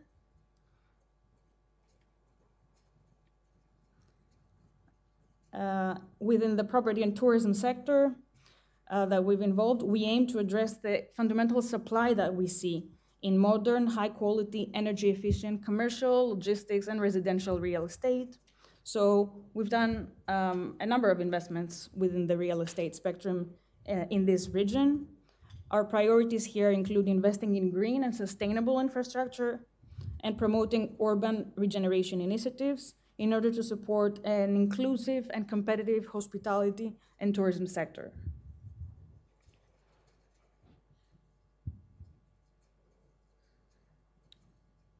Two more sectors that I'm going to touch upon briefly. One is the manufacturing and services. It's a very broad sector, includes many different subsectors. EBRD has played a major role in developing this sector, not only in Greece, but in every country that we operate, by supporting local and foreign corporate clients, as well as small and medium-sized enterprises with both debt, and that includes bilateral, but also capital market transaction bonds, as well as equity financing. The key objectives that we have here is to support green investments, capacity expansions, and develop the local supply chains in order to increase efficient production. We also contributed to the development of local capital markets by investing in bond issuances that Greek corporates did in Greece, but also in the Eurobond markets, because we put particular emphasis on capital market transactions. We believe capital markets is an engine of economic growth. Last but not least is the TMT, the telecommunications, media, and technology sector, which is a very fast evolving sector across countries. In Greece, we supported the country's ICT infrastructure upgrade, we funded green and sustainable energy solutions, and we supported the knowledge economy. But we also promote better access to venture capital by investing in innovative technology companies. Some examples are the Viva investment that we did, the investment in PeopleCert, who was also our client on the ASB side that Zoe mentioned before. You can see some of our investments. In those sectors, both the telecommunications sector, media technology, as well as manufacturing, the average ticket size of our investment is approximately 25 million. And then another program that we work with as well is the RRF program. This is in part of the Recovery and Resilience Facility. So in 2021, we signed an operational agreement with the Greek Ministry of Finance in order to manage 500 million of those funds and target investments that contribute to one of the 5 pillars that you see on the screen, which are the pillars that the country has prioritized. And those include green transition, digitalization, extroversion by supporting companies that do a lot of exporting, innovation, R&D, as well as growing through mergers and acquisitions. Under this program, borrowers have to put some skin in the game and contribute at least 20% of the project cost. EBRD so far has invested 130 million, co-invested along with the RRF funds, 130 million of its own funds in 4 RRF projects with gross value of 325 million. So we still have some room for more investments under the RRF. So going forward, we're expected to continue having an active role in supporting the private sector, either directly or through intermediaries. But the priority now, if we have to say that we're going a different direction, is more green and sustainable investments, as well as more digitalization initiatives. Specifically with regards to the green transition, we have been a leader in green transition for some number of years now, even before it becomes trendy. And the bank has committed to align 100% of its financing with the goals of the Paris Agreement, starting from 2023. Essentially, we're trying to help the countries expedite their CO2 emission reduction targets. Specifically in Greece, half of what we've done has had a green target, either some kind of climate change mitigation objective or some climate change adaptation objective, but in general, important environmental objectives. So for the remaining of the time that we will be around, which is until 2025, we will continue supporting the economic growth of the private sector and its transition to a greener and more sustainable future. Thank you. Thank you very much, Mr. Sopoulou. Now we move to the last part of about MIGA, the World Bank Group Insurance branch. Mr. Jan Bourtel, the head of for Western Europe of MIGA, will make his presentation.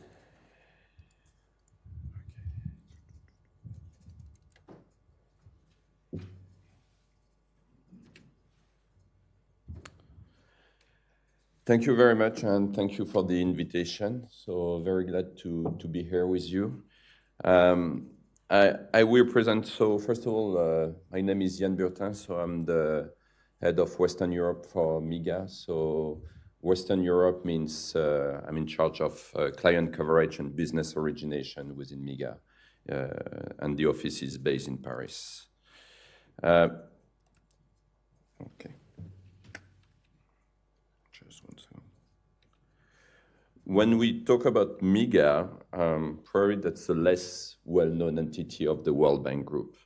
As you know, World Bank, when we talk about World Bank, we mainly talk about IDA and EBRD, which is a public sector arm of the World Bank, basically providing financing to governments, but also technical assistance And then when we move to the private sector, basically you have two organizations, two institutions within the World Bank Group, which is mainly dealing with them. So the first one, which is known by you, is IFC, which is a bit very similar to EBRD. So providing also, I would say, debt or equity to the private sector, investing in emerging markets.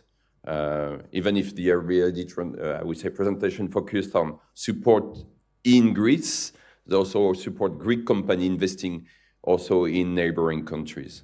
So I'm sure you supported like Alpha Bank, Titan, and also like Medca also when they're looking at opportunities outside. So IFC is really like looking at emerging markets. And so basically they have these debt and equity instruments.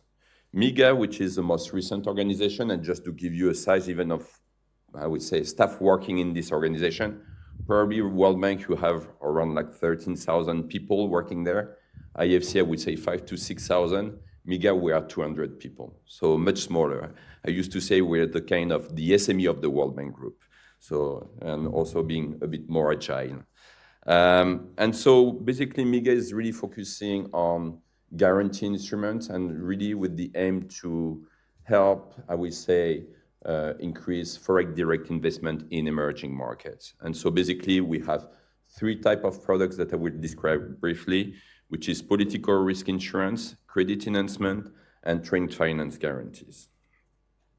So MIGA, like the IFC, work in all sectors. Similar also to the other organization, we have eligible activities, but basically it covers more or less all the sectors. A lot of infrastructure, but also I would say big focus on renewable energy, as you can imagine from all organizations, but also manufacturing, agribusiness, and services. And what we will see is like quite often we tend to associate our organization to very large projects, but in fact MIGA can cover a project which is like $1 million, like an equity $1 million abroad, and the largest we did, it's almost $2 billion. So we can do small and we can do big. And probably when we do small, one key area that will be important for us will be the development impact of the project. If it's to do small in a country where we have already a lot of exposure with a project which has low development impact, probably we won't do it. But if tomorrow one of the companies say we're interested to invest, let's say, in a very fragile country, a small amount, even if basically we're going to lose money processing this project, we're going to do it because the impact of such project will be quite high in the country. So MIGA has been growing over the years. So we used like 15 years, 20 years ago, we used to be like a $1 billion guarantee agency in terms of, I would say, guarantees issue over the years. As you can see, we grew quite rapidly. So last year, we reached $8.2 billion in terms of guarantee issued. And in fact, if we add, because as of July 1st, we merged also like the guarantee products with the World Bank and with the IFC on the public side. And basically all these parts, it's already like about like $10 billion that was issued on an annual basis, knowing that our fiscal year end of June this year. And as you can see, it's quite well split between the regions and also between the sectors. Manufacturing, agribusiness, and services are smaller just because the size of the project are smaller. I mean, size of project in the financial sector infrastructure tends to be much larger by nature.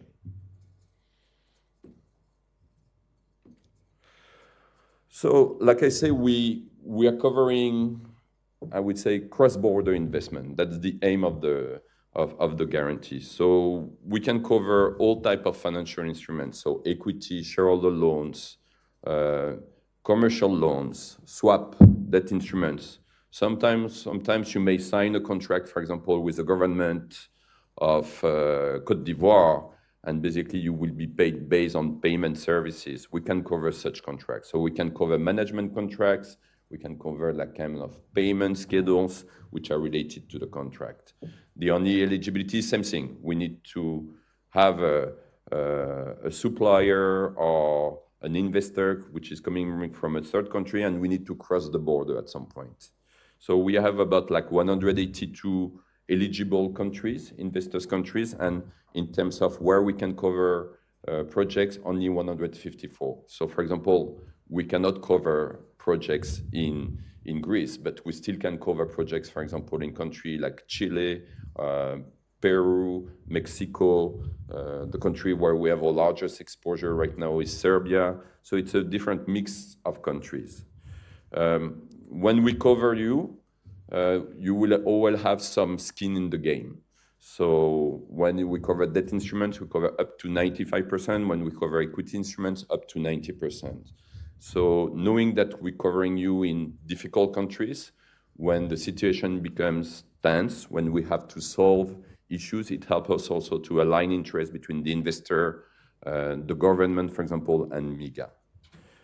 Like I say, we can do all type of size, 1 million up to $2 billion we've done recently, and we can go in terms of duration up to 20 years. So let's say tomorrow you're a manufacturing company, you're interested about investing in a difficult country like Sierra Leone, and basically we can cover you up to 20 years. So if it's a concession, we will match the tenor of the license or the concession, for example. Knowing that it's not because you go long-term that it's going to increase the cost of the insurance.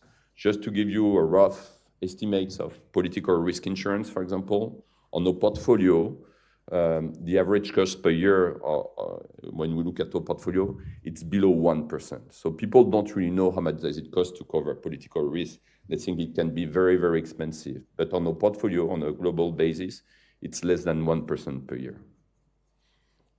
Knowing that you can go long-term, and you can decide at any point to cancel MIGA cover. So let's say your board or your investment committee say there is this opportunity that exists in such country, but you don't like the country. What we would do, we will take all non-commercial risk related to the project, and we will see it later. And basically, what will be in your control is what is your key, I would say, strengths. The commercial operations or the products you will deliver to the country. So we can kind of way externalize all these risks which are outside their control. And so what we've seen, it helps a lot companies to go to new markets and take risk that they will not be able to do it before. And this is really the key of what we're supposed to do.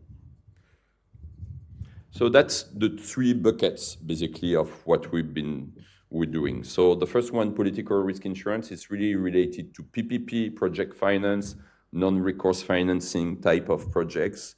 And basically here we cover 4 different risks. We could cover 4 different risks.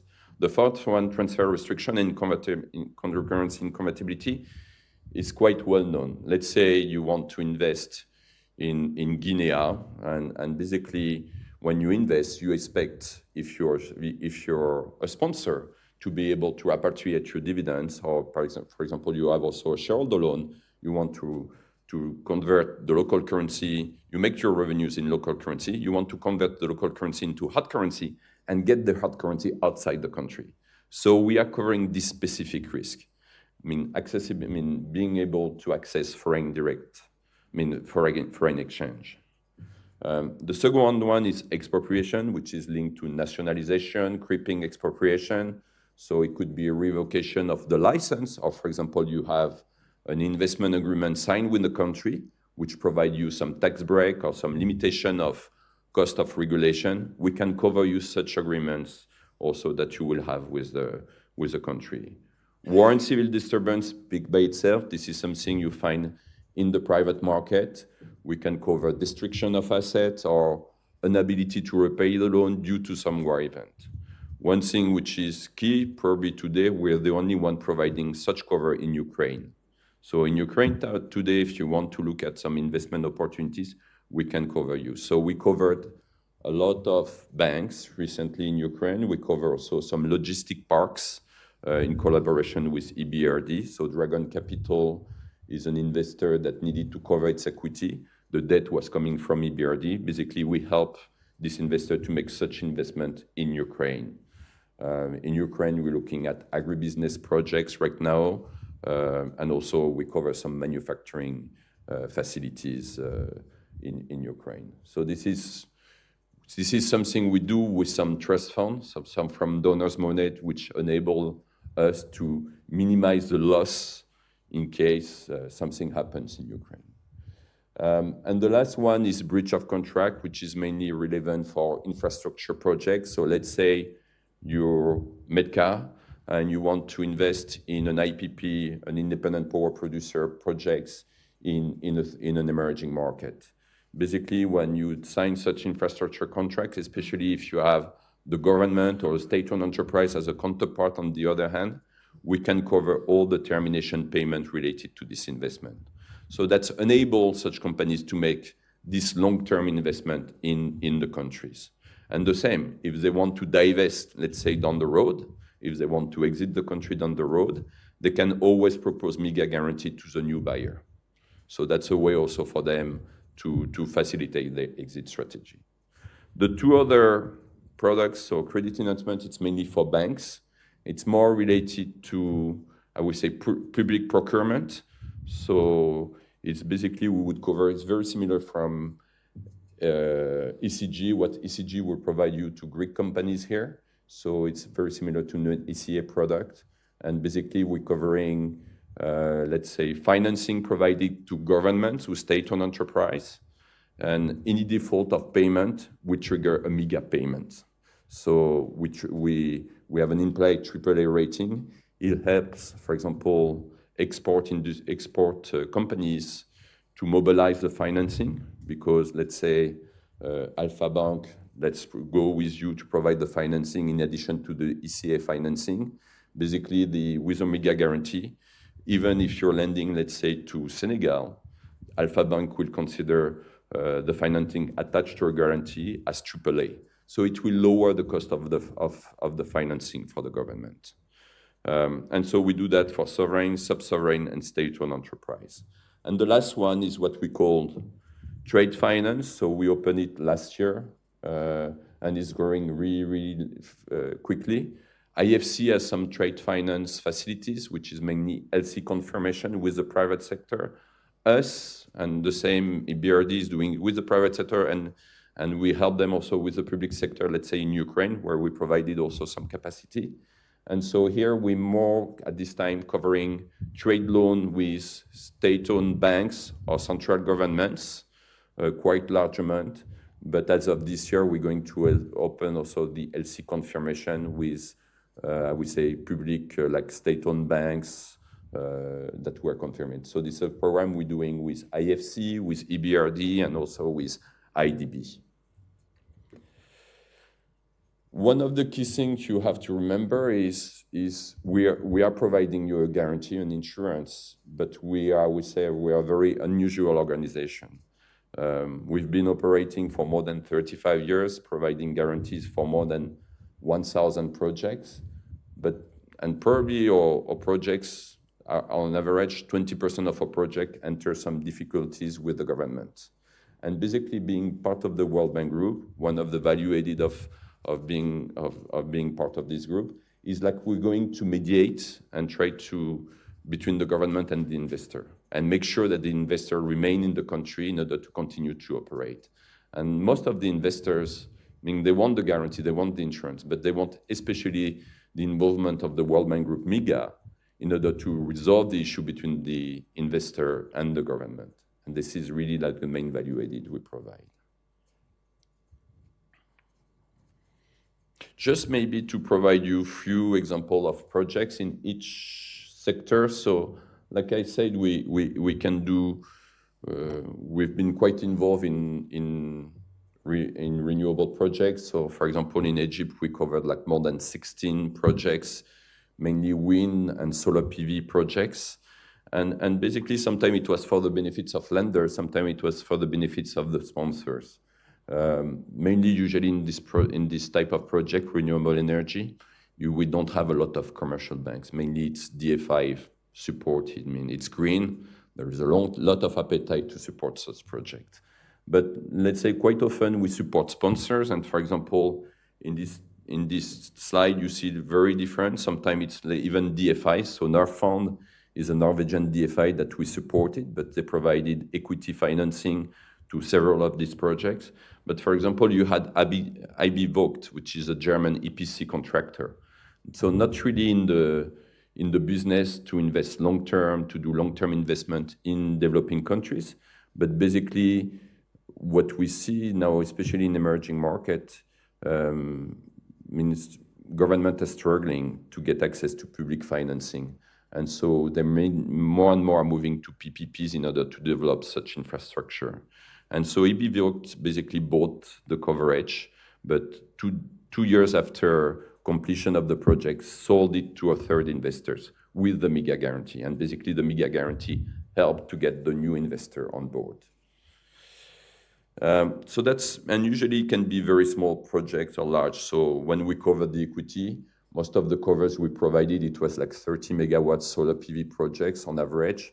30 megawatt solar PV, it's like $6 million equity. This is what we provide in terms of equity shareholder loan. This is what we provided there. But then we mainly involve in large infrastructure. So this one is an interesting one. It's a BRT, so bus rapid transit, so electric buses in Senegal. And we see more and more of this, we say, mid-sized infrastructure projects. So here it's not such a large project. It's 20 million euro, 15 years, and you can see the risk that we cover. We don't have to cover all the investors at the same time. We don't have to provide the same cover to all the investors. Sometimes we provide only to one of them. And so we work with a lot of investors who are government-owned, so they cannot really request MEGA cover, but they kind of ask the partner to get MEGA cover, just to get the World Bank on board and to get the strong deterrent and mediation aspect of the World Bank Group. Serbia, like I say, we're doing a lot in Eastern Europe. What we've seen recently is Eastern Europe and Central Asia. It's a booming regions for all of us in infrastructure, but also you will find in sector like health, PPP, for education, so new projects.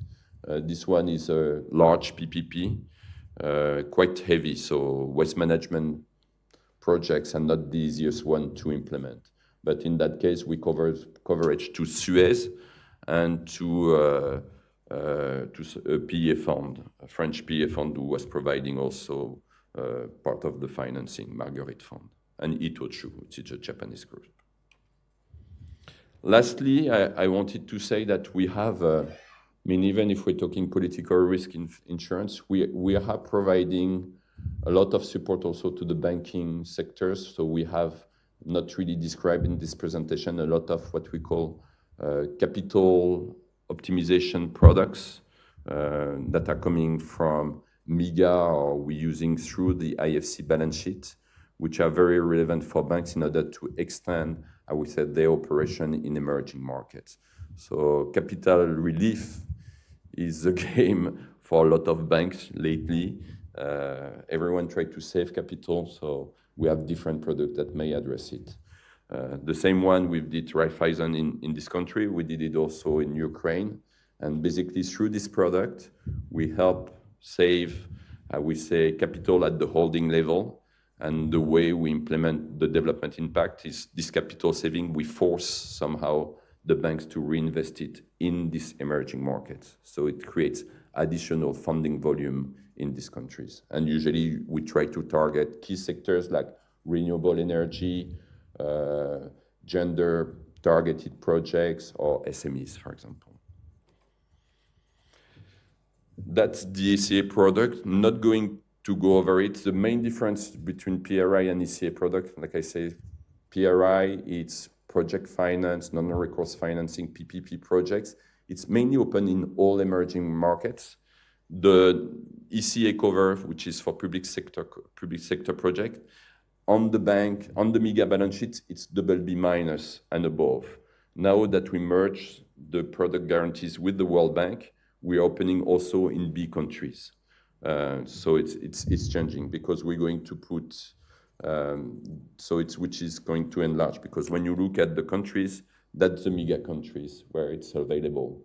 If you took big countries, you had like 40 to 50 additional countries when you can roll out this product. So it's quite, usually when you look at it, it's quite larger amounts. You will not find, I would say, projects below $70 million equivalent for this one. It can be an ECA tranche. So like I say, it's like sometimes we work with other ECAs. For example, let's say you have an EPC contractor which is doing like hydro projects.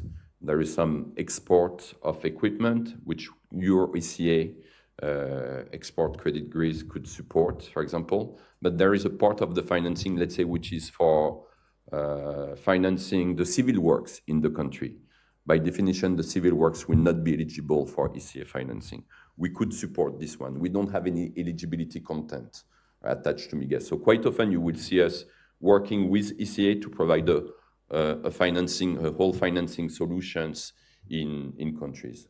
Very similarly, for example, we're working on a project in Morocco, $2 billion rolling stock. 50% will be exported from probably, I would say, OECD countries. 50% will be built in Morocco.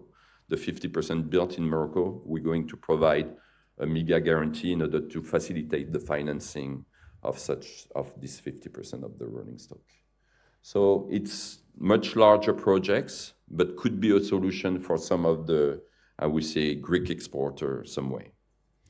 So you will find a lot of different examples, but it's generally out of the 8 billion of MIGA is doing, I would say probably around 40% is related to this product.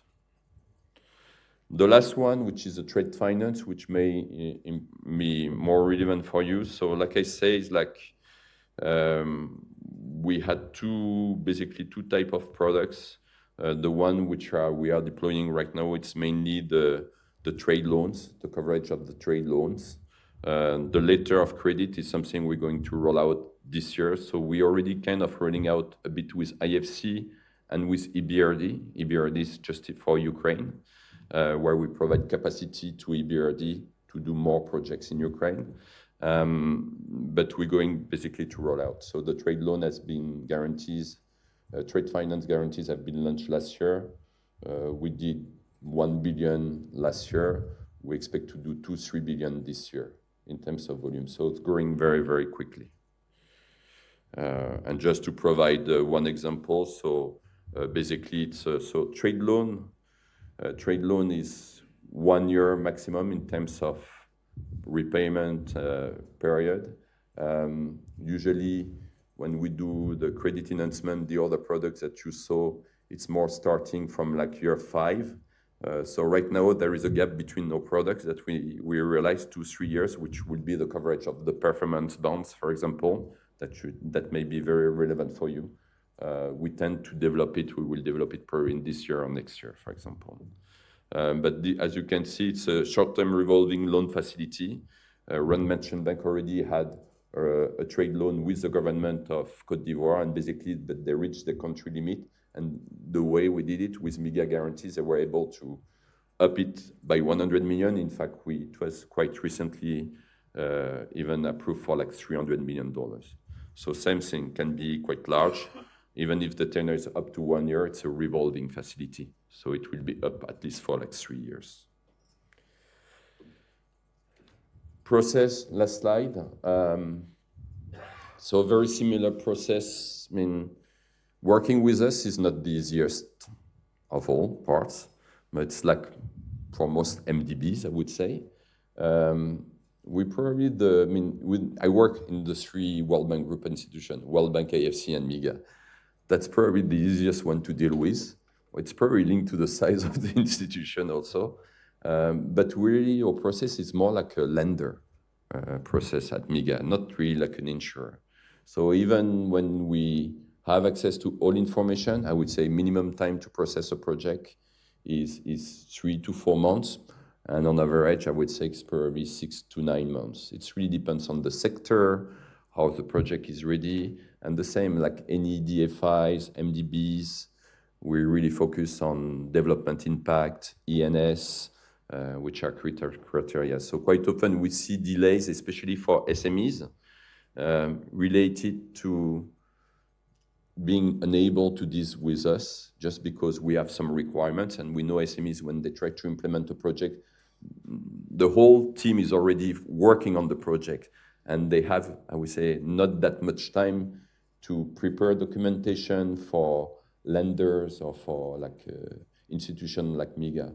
And so it's quite often this is a bottleneck. But I think all of us want to work with more SMEs and try to adapt the process to make it lighter for them. But still, it remains, I would say, it's still somehow a bottleneck. That's it. After, I mean, we would share the presentation, but you will see a lot of different projects in different sectors. Thank you. Thank you, Jan. Thank you very much. Now, any questions from the audience? Wait a moment, the speakers. So thank you very much, all of you, for coming and spending this moment, this day with us. And we hope to see you soon. Thank you.